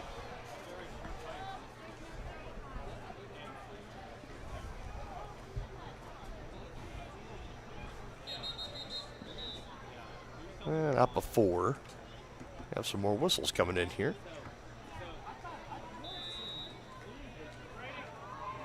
So they got it all sorted out now. Ready to boot this one away. 1:10 to go in the third quarter. Both teams trading off punts now. 3 straight drives. Indy with punts. Takes a bounce. Gonna scoop it up. Looking for a little bit of a return. Walking the tightrope and is hit hard out of bounds. Good return, though. Mathis for the Lions, the one to make the hit over on the far side of the field. Under a minute to go. Chieftain offense back out on the field. So let's talk about this. This Chieftain offense, I mean, you had 6 drives, went 3 of them for touchdowns in that first half, and now you've had the interception and a punt. Is there something maybe you're seeing different that Lansing's doing on defense, or what are you seeing out there? Well, I think they've kind of gotten away from the run game. They were really successful when they were running the ball well on first down, and then they were able to open up the passing game. But they're trying to become a little too one-dimensional here. I think they need to run the ball here and pick up a couple first downs.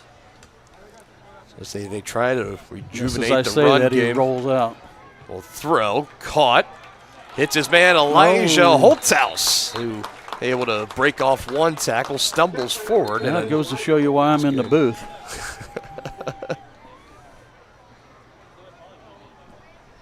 Stands right now a gain of 14 on the play, and I believe for Elijah his Somebody's only down his for second the Lions. reception Yeah, of the season. I think we're starting to see some of that cramping now come into play.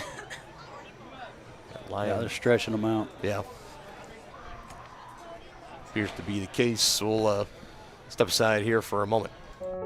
Charlie was born at LMH. We had a great team of nurses. Not only did they check in on us regularly, they always asked if we had questions, always made sure that we understood what was going on. I cannot say enough wonderful things about the labor and delivery, family birthing, and mother baby care team at LMH Health. We had to put our entire trust into their hands, and just everyone was so friendly and so supportive. Up your lawn care game at Hers Inc. in Spring Hill. We have one of the area's largest and most diverse selections of lawnmowers, including top brands like Altos, Bobcat, Gravely, Dixie Chopper, and Red Max. Quality built machines for any size job. And when you get your mower at Hers, we offer full service and repairs covered by your warranty. From the backyard to the back 40, the all-star lineup of mowers at Hers will make you the captain of the lawn. See the full lineup at hersinc.net. Call 913-247-3530 or just stop. Hey, you ready? When it comes to rehabilitation, despite what you're told, you can choose where you want to go. Physical Therapy Solutions in Tonganoxie is independently owned, allowing them to work with all doctors and insurance companies to ensure a smooth transition. They offer cutting-edge technological therapy treatments like focused shock waves and deep tissue laser therapy for more precise care to acute and chronic injuries. Contact Physical Therapy Solutions today and let them help you. Visit ptsolutionsks.com for more information. So the injured Lion on the play, Aiden Leftwich, who was being stretched out on the field. They got him up and over to the sideline. Hope to see him back in sooner rather than later. Still under a minute to go here in the third. Here's a handoff on the ground. Blake Riedel, first down and more.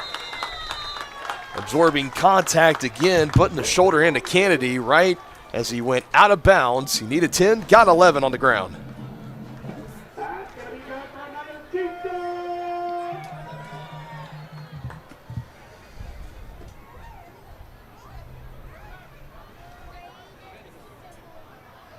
Now the Chieftain run game, could that be the spark that gets it back running again? Clock's out 35 seconds after him going out of bounds. Maslak calls for the snap.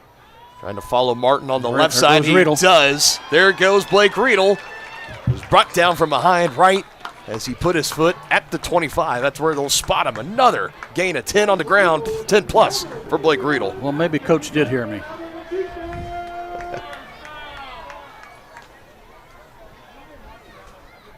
Maybe so, Denny. We'll give you. We'll see. We'll give you the credit.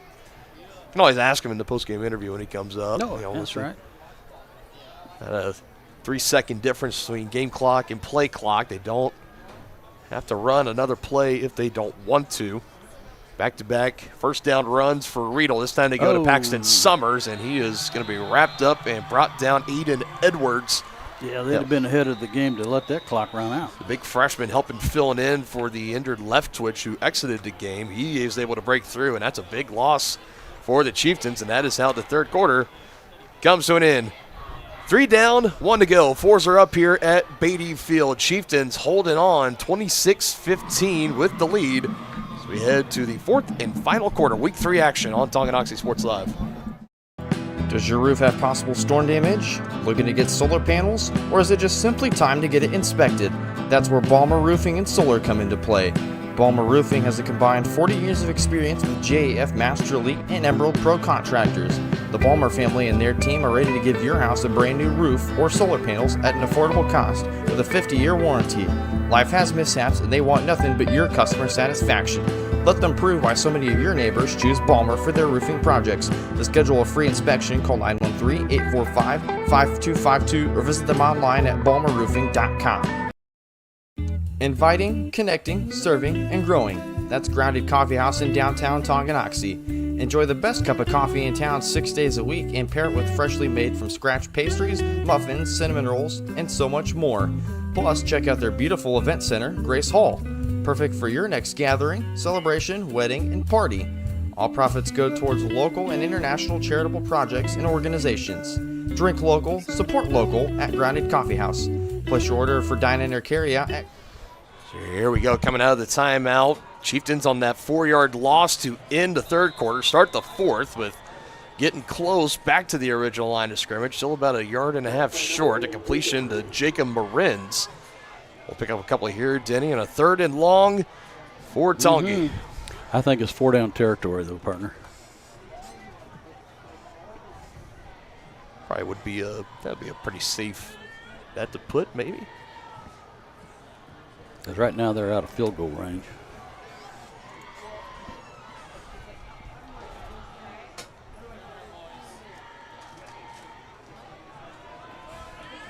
Rolling out, Bodie with time, throws, caught, leaving his feet to bring it in, and then shoved out of bounds, kicked in harder. It's going to be short, though. It's going to set up at least a 4th and manageable if they really want to go for it here.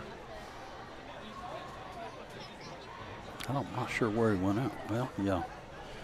That's going to be like 4th and 4, 5, 6.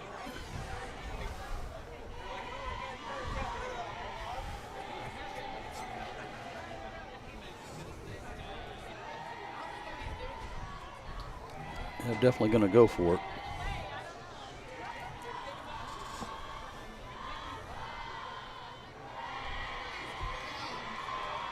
National anthem breaking out here. Here we go.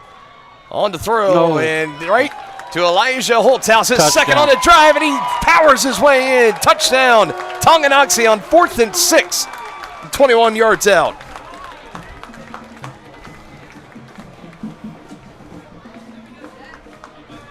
Nicely done on both ends.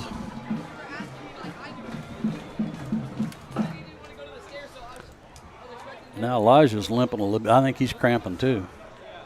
Yeah.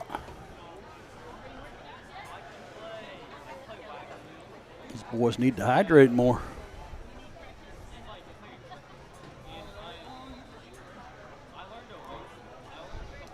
Lob on for the extra point try. Good snap, go good hold. That's no good. need of an assist on an upright that time.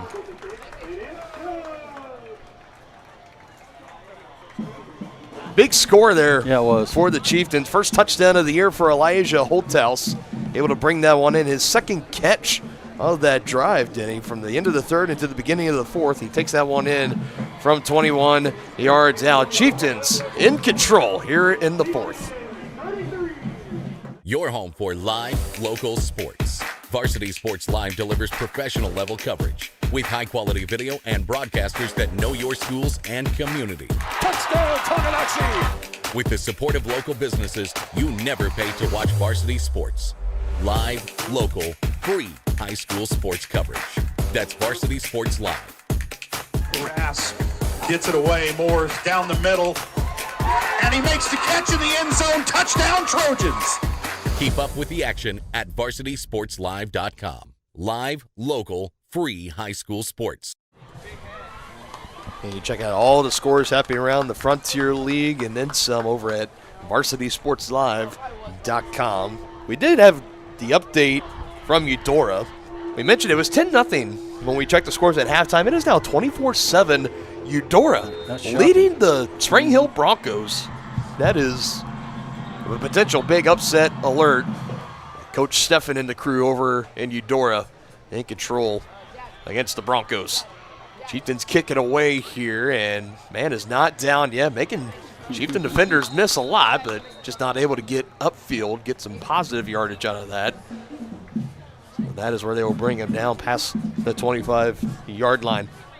That was a big touchdown. That was huge. I mean, this offense had kind of stalled out here in the second half. 3 touchdowns on their 6 possible drives in the first. They went interception and then punt, and they were able to convert on some good plays. That was another long, sustained drive. That was a 4th and 6 play. Yeah, exactly. By the way, 4th and 5, 4th and 6 that they ended up converting on after not getting it on 3rd down. And to Elijah Holthaus, too, who coming into tonight only had 1 reception, who, if you remember back in week 1, he caught it at like the quarter-yard line. They didn't give him a touchdown on it. Well, he gets the touchdown tonight, so that's his first in the books for the standout junior. And if you're Lansing, that's a gut punch because you really, starting the second half, you had a chance to really get back in this thing after they came out and scored on their first possession. But that's a gut punch. See how many more body shots they can take before. Well, that you're back down 3 scores now too. Exactly. 33-15. So you're down to 10 minutes to play in the game. Yeah, now it's going to be getting close to time is not going to be really your friend. And remember, they burned a timeout early in this quarter too, so they only have 2. Chieftains still they're gonna all 3 remaining. They're going to have to throw the ball. Yeah. And they're in a spread set. As Garcia will look to throw. Flags come in, rolling around, avoiding a rush, fires, and hits his man. Another big catch up on the far side for Jamison Barnes, but it's going to come back. Our rules analyst, Denny Drennan here, says that one is not going to stand. Let's see if he's right. Chieftain faithful in the stands. Yeah, he's holding on 64 saying my bad.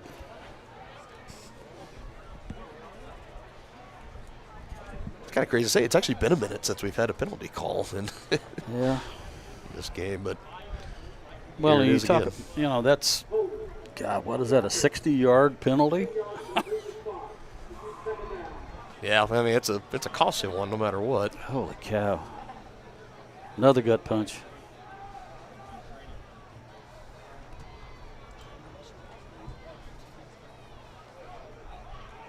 After the penalty, it's 2nd and 11. Brutal there for the Lions. Back to the air, Garcia. Pressure coming from the Chieftains, and they will get home. In there first. Bringing in the pressure.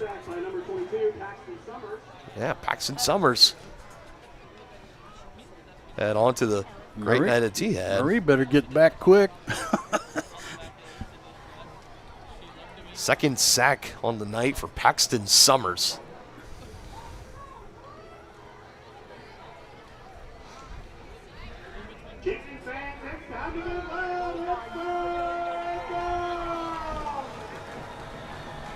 Chieftain crowd trying to get brought back in. 3rd and 18. 4 down territory rest of the way. Going backwards, heaving it up in the air near the Chieftain sideline, and it's out of bounds, incomplete. Tried his best at it, and Caden beats. And for Lansing, you got to go for it here, right? You don't really have any other options. I'm not sure that. I mean, you're deep in your own territory, so you might just try to play the field position game. Maybe hope on the other side you can get a muff punt, but you don't want to turn the ball over to the Chieftains at your own 20. But we'll see. Yep, that's all. I think they're going to kick it because you let the Chieftains score another one, and it's lights out. So I mean, it's already almost looking like that, a 3-scored lead. Yeah, you don't want to make it a 4-scored lead if you're Lansing. Sure. Boot on the way. Martin, the lone man back to return for the Chieftains, but he'll just watch this one bounce and stay inbounds and Chieftains will take over at their own 41-yard line. Still good field position. You're in a spot here. Game is almost entirely put away here. I think now you come out on this drive, this is where the running game, you start to lean on it here. Yeah. You go to Summers, Riedel, a couple others in there, Brady Martin. This is where the Chieftains, Maslak as well with his legs, they can really start to put this game away and wrap up their second win here in 2025. Watch Coach Troyer come out throwing. I don't think so. Yeah, I mean, we'll see. You could go for the dagger. I mean, defense going to be thinking run. You go for the big dagger, big gainer, and possibly score. Yeah, they're going to run it. Could be the final nail in the coffin. Blake Riedel, nice running, but it could be coming back again as Riedel would have lose momentum as he crosses the Lansing 40. Riedel would have over 100 yards rushing tonight if it weren't for penalties.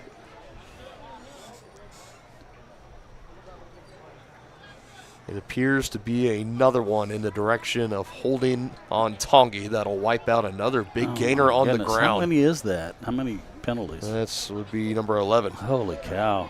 Both teams now at 11. They don't let, when one gets a penalty, the other turns around and gets one too. So they just kind of keep pacing each other, and that's not an ideal thing to do with that category of penalties. Yeah. Moves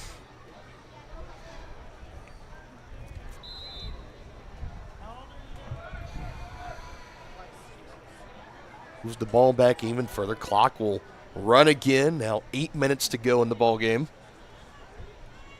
Chiefs just trying to melt this clock down, wrap up a Week 3 win as they keep it on the ground. Who's able to go forward and eventually brought down at around the 43, 42-yard line.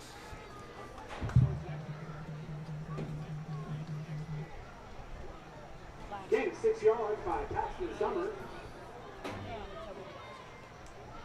6 yards to Paxton Summers. I imagine he will probably get a good portion of these snaps coming up here out of the backfield. Marin's again the motion man, left to right this time. Maslak will roll out to the right. A good block from Summers to give Maslak some space, and will just slide down as he just gets past the original line of scrimmage. But what a block in the backfield from Paxton Summers. Yeah, it was. He's having a night. He's making the most of his opportunity.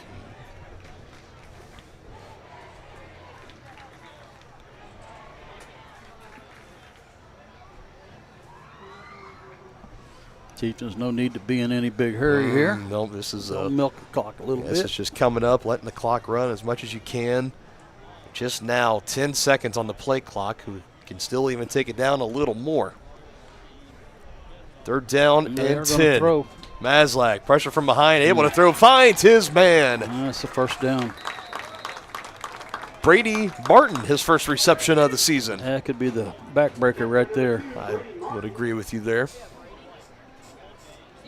That's going to be good for another Chieftains.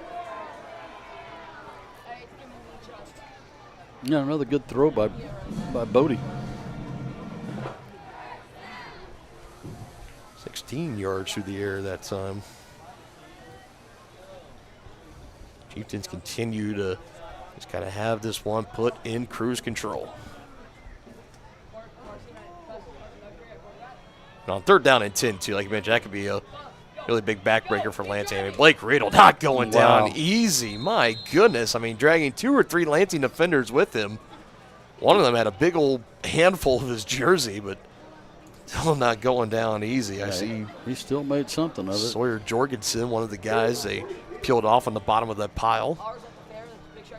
Hard fighting just to get back to the line of scrimmage, no gain.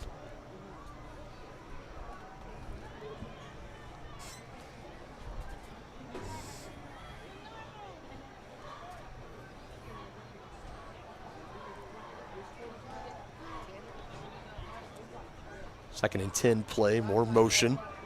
They give it to Marins this time with some space. They haven't given it to him all too often. It makes a man miss.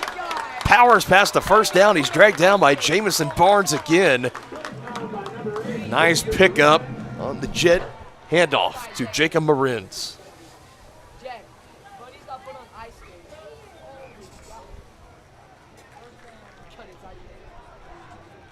They'll be under 5 minutes to play when the Chieftains take the next stamp. They may continue to just take their time, not in the biggest hurry here. Again, the 59th meeting on record between Tonganoxie and Lansing. The Chieftains already working with the all-time series lead, 33-25. Coming into tonight, that'll now move to 34 and 25. Continue their dominance against their Leavenworth County rival, if you will. Two teams used to play each other almost every year back when the Call Valley League was still intact back then. And once that dissolved and Lansing elected to go over to the UKC, but they still, within the last couple of years, have that open conference slot. Tonga already fills it with the rivalry game, the 8 Mile Showdown as it's now branded with Baser and Linwood. And they filled the second one here with Lansing. Here's a nice run. Left side, plenty of green grass, and Blake Riedel has another big gainer. You know what? Another interesting thing, too, Denny, with this, the website I get these from as we got another injury timeout on the floor here. They have a mascot history, too, so you can go and look and see. Oh, yeah? Yeah, I mean, it's just kind of mascots and stuff. You know, Tongi, one of 2 high schools to have the nickname Chieftains for them. They, you want to guess where the other one would be at? Very, very small school. You might not know. It's South Barber High School. It's all the way in Kiowa, Kansas. I would have never guessed that. South Barber High School. They play 6-man football. Oh, yeah? Out in Kiowa, Kansas. That's pretty bad. I thought 8-man was bad. They are 262 miles southwest of us here in Tonganoxie. I mean, it's almost, you go through Kiowa and then the next few steps, there's the Oklahoma border. I mean, they're pretty close down there. In fact, they're actually closer in Kiowa, Kansas to Wichita Falls, Texas than they are to us here in Tonganoxie. It's not the end of the world, but you can see it from there. Yeah, 253 miles it is to Wichita Falls, Texas, and the 262-mile trip it is here to Tongi. I thought that was interesting. Lansing, you would think Lions is a pretty popular mascot. It's only 12 high schools have the name Lion. One just down the road about 30 miles. I say Lawrence being one of them. Goddard High School, another one. Baxter Springs down Route 66. Elk Valley. All those, just to name a few. Goddard used to be the Cowboys. They were listed as the Lions. The Lions now? They were the Goddard Cowboys for years. That's it. Most popular mascot names, you can take a pretty good. Wildcats, that's a popular one. 33, that's the most of high schools in Kansas. Well, so I took the top 5. Wildcats 33, Eagles was the second most popular, really? 30 high schools. Bulldogs at 29, Indians at 20, and Panthers at 18. Those are your top 5 most popular. In case you guys were wanting to know that, I don't know. It's called filling time. That's it. a little bit of that stretching down. Hey, we get trying to fill in the injury timeout. Cramps becoming more of an apparent thing on the field here. The Chieftains continue to ice this clock away. Under 4 to go in the ball game. Blake Riedel not going down easy. Blake Riedel, what a run for him. No flags on the field either. I feel like that's an important note to mention there. So it feels like every big Blake Riedel run tonight has been brought back via a penalty, but not going to happen there as he takes that for close to 20. Wow. Man, if they didn't have the penalty yards, he would be smoking on the ground. Yeah.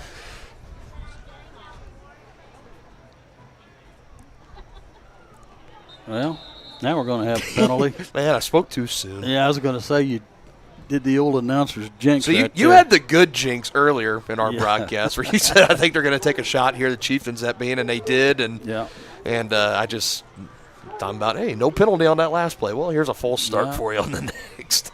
Good night. That's got to be a dirty dozen right there, right? That is a dirty dozen. Dirty dozen, ugly dozen, just depends. I mean, penalties are not pretty, that's for sure. That backs the Chieftains up from the 4 to the 9-yard line. Still goal to go here. They're going to get tennis elbows out there throwing those flags. Carpal tunnel.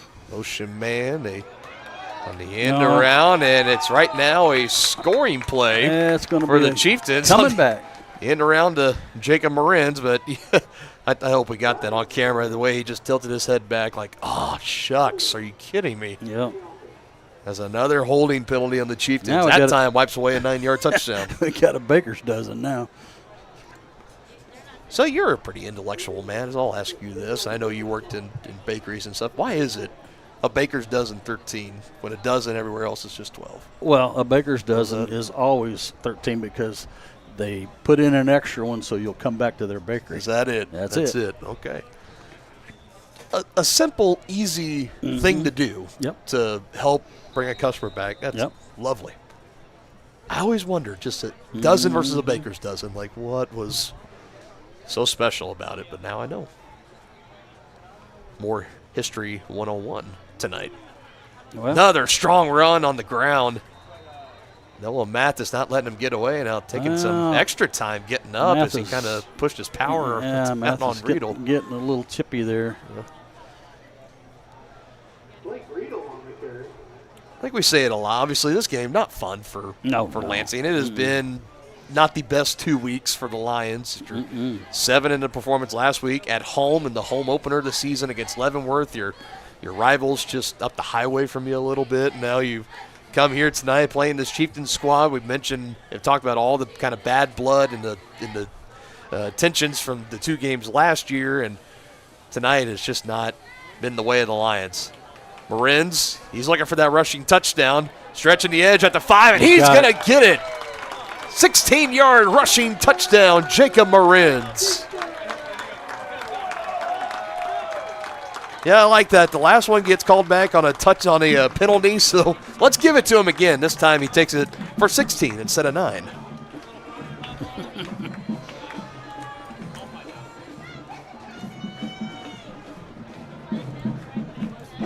And the Chieftains now an extra point away from breaking 40 for the first time this season. Cody Long on the kick.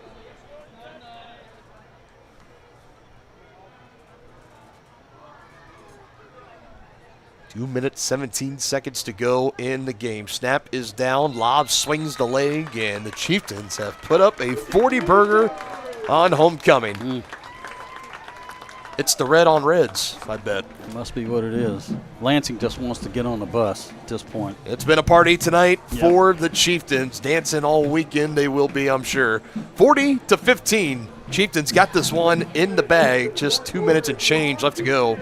So we'll step aside here, back in 30 seconds. Quick timeout on Tonganoxie Sports Live. Your one stop for beauty and relaxation. That's the Beauty Bar Salon and Spa in downtown Tonganoxie. Offering services for men's and women's haircuts, facial waxing, tanning, makeup, bridal services, and more. Their team is dedicated to providing a memorable experience for each guest.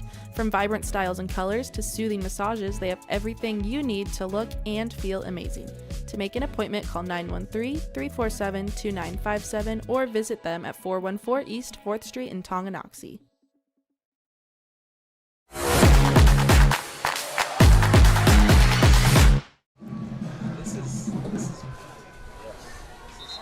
What a statement it has been tonight from this Chieftain team. Shut out from a week ago, and now tonight they have put up 40 against the Lansing Lions. Dylan Funk, Dennis Drennan here. They'll expect this final kickoff here, and I think Lansing, they're ready to get out of here too. So just kind of expect them to try to run the rest of this 2 minutes 17 seconds out and just try to wrap it up here. They will fall to 1-2. The Chieftains will move up to 2-1.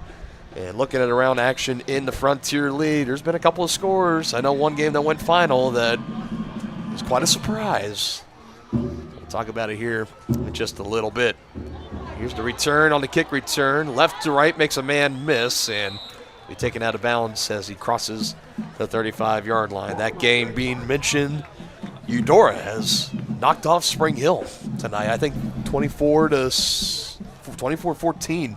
Final score. Who had the Cardinals with a 10-point win over the dominant Spring Hill Broncos out of the gate so far this year? I didn't. I can tell you that much. Either.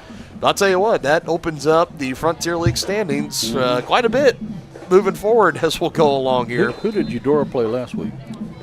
Eudora played Bonner last week. So they won that. They had back-to-back road games. One at Topeka Hayden, which was a tough contest. They lost, and then they beat up on Bonner.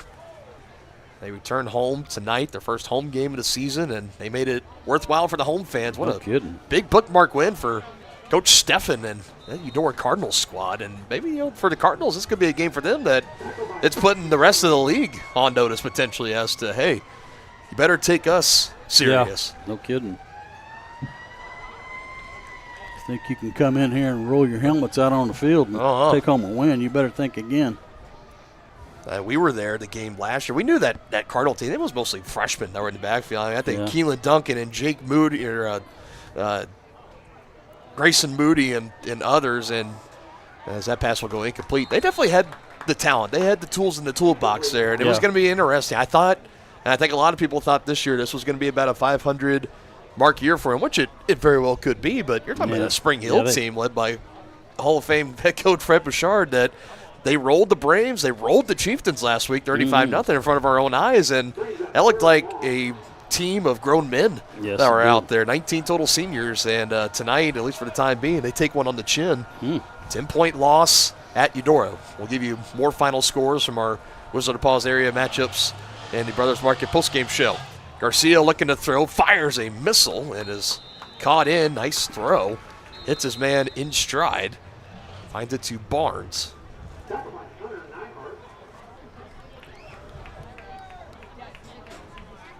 They must have taken a timeout. They did. Yep.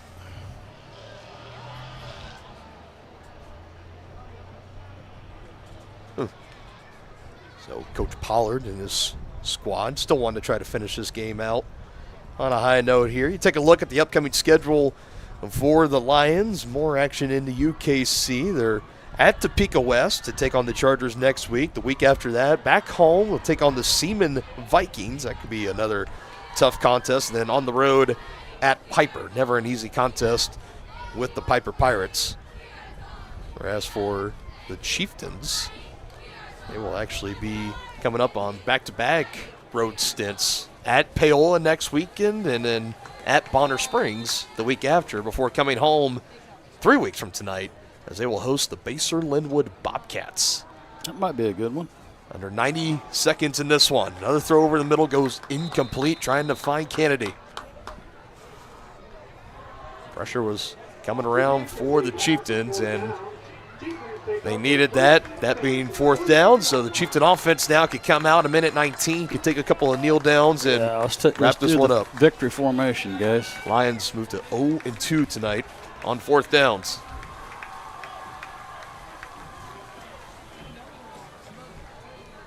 So a win, I think it's going to go down. Definitely not the prettiest win when you look at the penalties with 13 total going against the Chieftains, 11 tonight on the Lions. Needless to say, they have some work to do. No doubt. They just hand to Riedel. There's still some extra pushing and shoving. Yeah. Right now, just trying to get out of here with everybody being in one piece. Lansing took their last time out. Well, they got one more.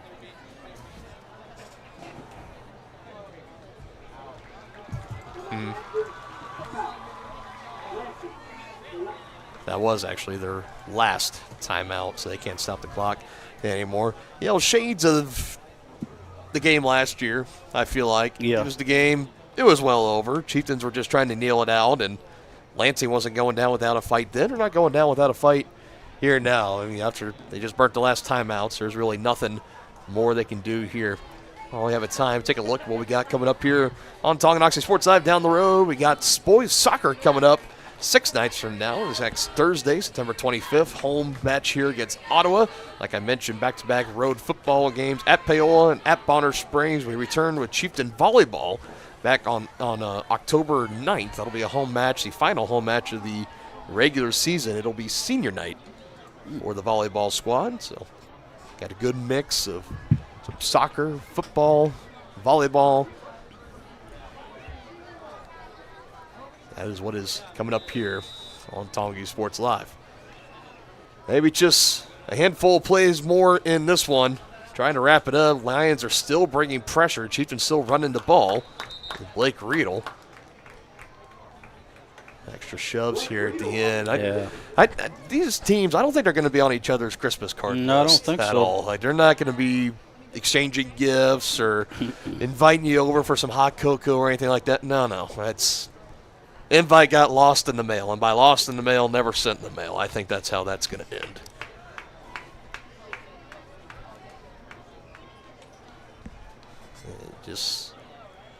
Chieftains actually just got to run one more play. Maslak letting it go down under 20. Now it does. Take it, hand it off, and that'll do it.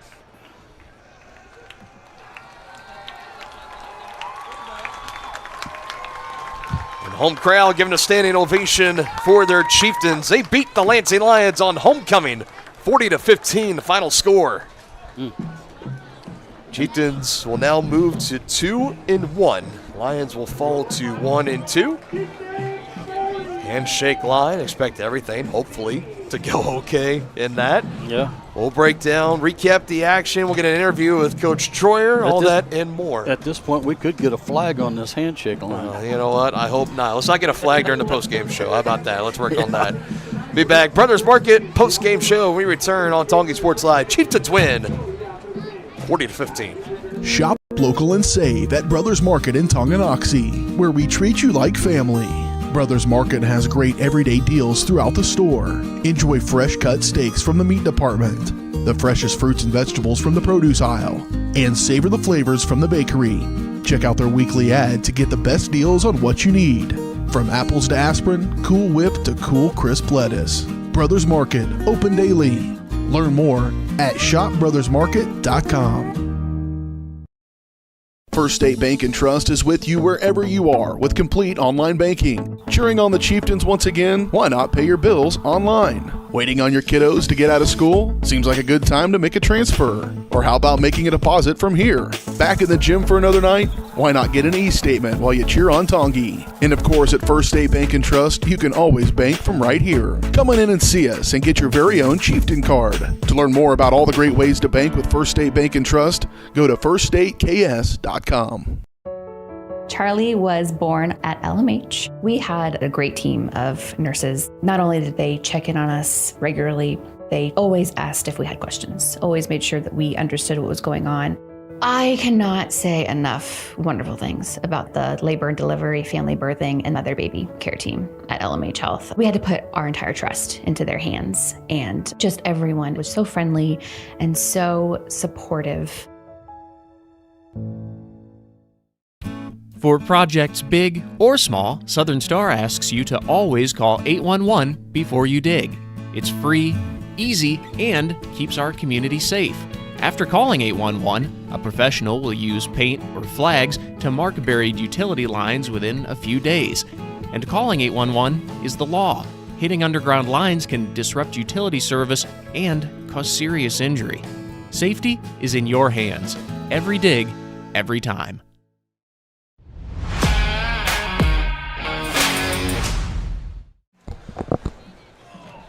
Back here, the scene here at Beatty Field as we welcome you into the Brothers Market post-game show. You can check out their ads and specials in store or online at shopbrothersmarket.com, where they treat you like family. It's final score, Chieftains 40 and the Lions 15, as they move to now 2-1 on the season, and the Lions fall down to 1-2 as we get ready to welcome in head coach Preston Troyer here at our post-game interview. So we give him a second here, get settled in and warmed up here. Welcome in now head coach of the Tonganoxie Chieftains, Preston Troyer. Coach, 2 home games, 2 home wins, 2 wins on the season. It's got to feel good, especially after last week. We mentioned it through the post game. It's a short-term memory kind of thing. You get blanked 35-0. You put up 40 tonight against Lansing. Just kind of talk about what this was all throughout the week, how these guys have been preparing, and obviously the execution tonight. Well, the guys did a great job. You know, we knew we had a tough task, and we didn't play to our best, and so we came together that weekend and we said, you know, we're just going to keep building. And I thought we had a great week of practice. We had great energy. And, you know, I was kind of hoping that this is what the outcome would be. A little bit of a slow start, but once we got rolling, I I thought they did some great things. Yeah, I think you guys went backwards first drive, and then you came out the next 10-play drive. You went down the field and scored. Maslak, I think 3 or 4 total touchdowns combined. So got to figure it out here. It's a really busy stat sheet, which is a good thing. It's courtesy of you guys tonight, so appreciate that. I want to talk about the offensive line and kind of what the challenge was to them through this week. Because I know last week in Spring Hill, that pass rush, there was really not a lot of chance for you guys to get any momentum going, and they had their handful. We talked about Noah Mathis a lot. That dude is just a beast. He'll be around for another year with Jackson Pollard, but you guys held Pollard to fairly minimal effort here tonight, and outside of a couple of big plays here and there for Lansing, you really kept them in check. But for the offensive line, what was the challenge maybe laid out for them this past week as far as we need to help our playmakers and Bodie and everyone else get involved? Yeah, we just, back to fundamentals. That's all you can really do. And, we got some young guys up there, and we just kept repping and kept doing what we do. And we just, had the game plan in. We just had to execute, and we went back to the fundamentals, and I thought they did a great job tonight. On that defensive side, notice Joel Murray not suited up tonight. It looks like Paxton Summers, his name was called on to help fill that spot. What were you seeing from him tonight on the defensive side? They stepped up. They did a great job. We knew, we're always ready. We've always got plan B ready, right? And so Coach Bond had those linebackers ready to go, and Summers, he got the call, and I thought him and Owen Robbins and Roman Brown, as freshman, got in there some too. And so we got a good guys to pick us up. Another guy in the lineup tonight, Brady Martin, without the team for the first 2 weeks. He was suited up tonight, got a couple of carries in. He made some great tackles there on defense. Talk about the senior experience that he brings and that leadership that he can help bring onto the field and off of it too in the locker room as well. Yeah, no, he did a great job. He stepped up. He played like 8 different positions, every special teams. He was running the whole time, took a shot on a punt return there too. Had a great return up the sideline. So, yeah, it's great to have him back. Well, a great team win tonight, Coach, as always, all around. Now back-to-back games on the road. That second one at Bonner Springs, next week at Paola. Things in the Frontier League kind of opening up tonight. Eudora, a 10-point win over Spring Hill, so that's going to kind of see the look on your face. That's going to kind of change some things a little bit here. But previewing the next 2 games coming up with Paola, from mostly just Paola next week. Matchup with the Panthers is never easy with that team, but talk about that matchup next they're always Friday. well coached. They're physical. They got some good young talent. They've got a running back. I've seen some of the film on him. He's doing some good things. They're throwing the ball a little bit better than they have in the past. So, Paola is never an easy out. So we know that we've got to strap it on and be ready for a physical football game next Friday. Got the train back on the tracks here tonight, Coach. Congratulations on the win. Thank you for the time. Thanks. We'll see you next week in Paola. Again, that was head coach Preston Troyer of your Tonganoxie Chieftains. Thank you as always, Coach, taking the time to come up and visit us here in the Brothers Market post-game show. We'll see if we can give some quick Chieftain stats totally up here and relayed over to you guys. We'll welcome Denny back into the booth, give our final thoughts, and wrap up the broadcast here tonight. Don't forget, open late after hours, Gambino's Pizza and County Road Brewing, both here in Tonganoxie. Speaking of County Road Brewing, still have to announce our County Road Brewing player of the game. Got to wait for Denny to get back and see who he wants to crown with those honors here this week. We still got a little bit to get into here. The Brothers Market post-game show. We'll be back in a moment. More toppings, more taste, more value. Gambino's Pizza. You're gonna love it. Taste mouth-watering flavors in our new chicken bacon ranch pizza. Bring a crowd to feast on our 11 toppings mobster pizza. Pizzas with quality meats and a 100% real cheese, like our triple tasty seasoned sausage cravers pizza. Try favorites like pastas, calzones, sandwiches, appetizers, salads, and desserts. More toppings, more taste, more value. Gambino's Pizza. You're gonna love it. At Fort Scott Community College, we understand that a scary part of figuring out your future isn't only answering the question, what should I do, but where do I belong? Maybe you belong here, preparing for a career in healthcare as part of Fort Scott Community College's nursing program. Or maybe you belong on stage as part of the Hounds band or theater department. I don't know where you've been or where you're headed, but I know we're saving a spot for you because you belong at Fort Scott Community College. The same look and location of a classic drugstore with the services and supplies of a modern pharmacy. That's what you'll find at the Downtown Drug Store in Tonganoxie. Of course, Downtown Drug is the local choice for your prescriptions and health needs, but did you know they have the best selection of Tonganoxie Pride and Chieftain game day gear in town? And a whole lot more. Cards, gifts, home decor, and even the best way to satisfy that sweet tooth. The Downtown Drug Store. Call 913-369-3800 or visit them online at thedowntowndrugstore.com. Has your furnace left you out in the cold? Pipes plugged? Are you underwater with your water heater? If so, you'll be glad you called Ladd. Ladd Service Company in Tonganoxie has been your heating, cooling, and plumbing specialist since 1986. Ladd is your dealer for top quality brands like York, Aprilaire, and Wolverine Brass. Plus, they maintain and service all other brands. Schedule your appointment by calling 913-369-3509. Visit laddserviceco.com to see why you'll be glad you called Ladd. Midwest Chiropractic Center is a friendly and caring clinic providing comprehensive care for your chiropractic, rehabilitative, and fitness needs. Upon entering one of our offices, you are treated like family. The staff cares about your health, and their approach to care proves it. With 3 locations in Tonganoxie, Lansing, and Bonner Springs, plus some Saturday hours, Midwest Chiropractic Center is dedicated to offering affordable, gentle chiropractic care. Midwest Chiropractic Center, getting you back to active.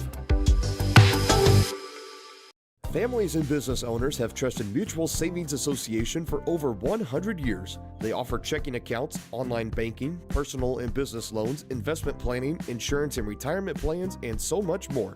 Their team specializes in creating a financial plan that is tailor-made to your needs to help you achieve your financial goals. Visit one of their 6 nearby locations, including downtown Tonganoxie, or visit their website msa.bank.com to learn more. Member FDIC.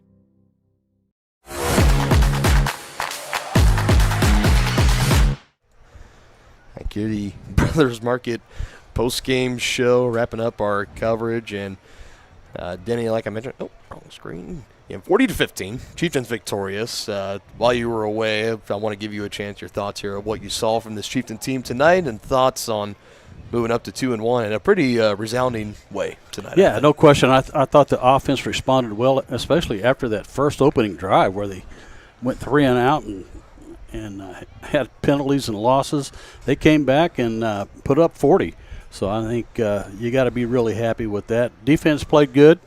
Too many penalties. I think coaches will be looking at the film and trying to clean that up. But, it seems like that always happens when we play the Lansing Lions. These teams just don't like each other very much. No, they really don't. Yeah, there were a lot of personal fouls and unsportsmanlike conduct and that kind of thing. But, yeah, I thought it was a great bounce back, especially on homecoming for these Chieftains. Yeah, and we talked about, obviously, Baser. That'll be, I think, when you talk about rivals with the Chieftains, Tonganoxie, Baser, Linwood, that's one. But I'll tell you, if they keep playing Lansing, because these reschedules, they reset after 2 years. Yeah. So I'll be curious if one of these non-conference slots, past years it was filled by Chanute, and last year and this year it was filled with Lansing. I wonder if they will keep that, or maybe if they try to work away from it, knowing we don't want to get ourselves into this weird kind of just not trap game necessarily, but it's physical out there. No doubt about it. Yeah, there's no question about that. And not only that, partner, but you got to keep in mind too that Lansing and Spring Hill both are 5A teams. Yeah. So, you're giving up some you're going up in class. Yeah, Lansing, they'll fluctuate between 4A and 5A most years, as does Baser and Linwood too. But yeah, Spring Hill, they're we talked about them, but then they just turn around and they get beat by 10 on the road at Eudora. So anything can happen in this league. But it's now time to announce our player of the game, presented by County Road Brewing, and our player of the game is on the selection of Denny Drennan, Bodie Maslak, as County Road Brewing congratulates Bodie on being named the player of the game. Rooted in the community, brewed for the journey. See what's brewing today at County Road Brewing. We just had a nice dinner there, didn't it? I guess late lunch, early late dinner. Lunch. Yeah, we stopped there for the broadcast tonight. Had the hamburger sliders, very good. Highly recommend it. Look forward to going back. Yeah, me too. To County Road Brewing, but Bodie Maslak, player of the game tonight, 12 of 24 through the air, 271 yards, a career high. Pretty much everything I'm going to list off for him in this game is a career high for him. 271 through the air, 2 touchdowns, 1 interception, was able to add on 42 yards on the ground and 2 more touchdowns. What a night it was for Bodie. 4 total touchdowns able to contribute to. Just phenomenal stuff. We mentioned with Jacob Marin's, his line was terrific tonight as well. I think he ended up finishing with 5 receptions in the neighborhood of 175 yards, and he finally got a rushing touchdown tonight, 16-yard rushing touchdown, 28 total yards rushing on the ground for him. Blake Riedel, if you took the penalties aside, he had multiple rushes of 20 yards. But that's just kind of really, I think when you walk away from this game, I think the Chieftains, one, they have their confidence back. Yeah. The offense is rolling.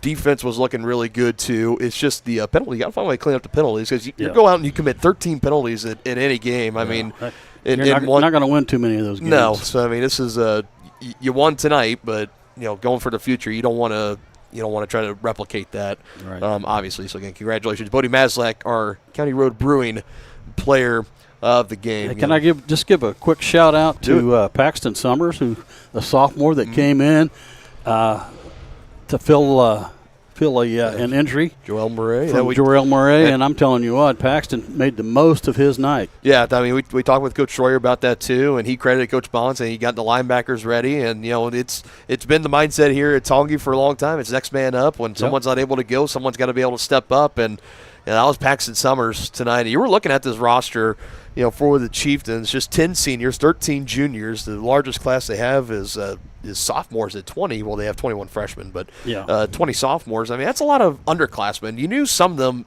at least a handful, they were going to have to really step up and take ownership of a spot. We saw Paxton first as kind of like with Brady Martin being out, when Blake Riedel needed a spell, he was the secondary running back. And now tonight he steps in, and he raised a lot of eyebrows in a good way. No question. For the Chieftains on defense. And I think they have somebody that even when Joel Murray is healthy and he comes back, maybe he runs some three-backer sets out there. That's keep some fresh legs out there. No doubt. So, and he was great tonight. 2 sacks he was able to record. He had 2 of the 3 sacks. John Golba with the other one for the Chieftains. And they were able to get it together here tonight. And the train is back on the tracks, as I told Coach Troyer.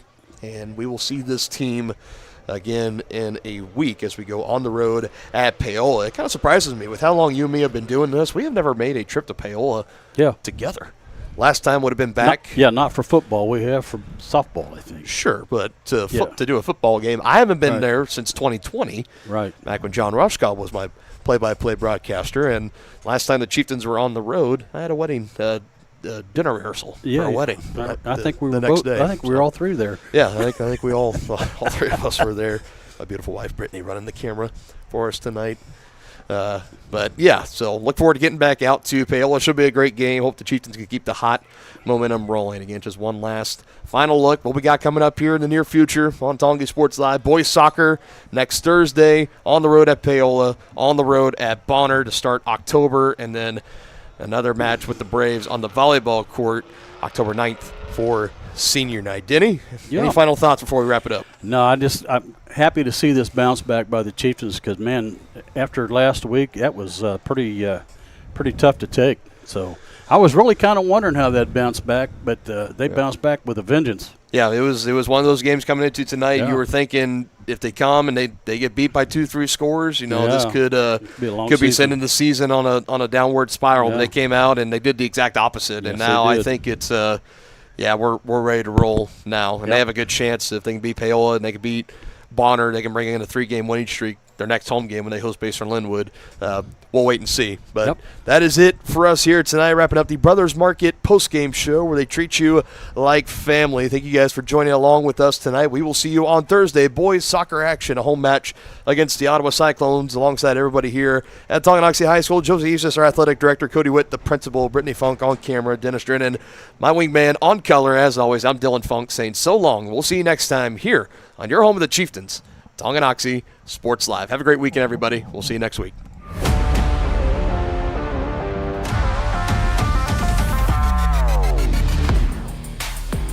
From the gridiron to the hard court, the pitch to the mat, don't miss any of the action.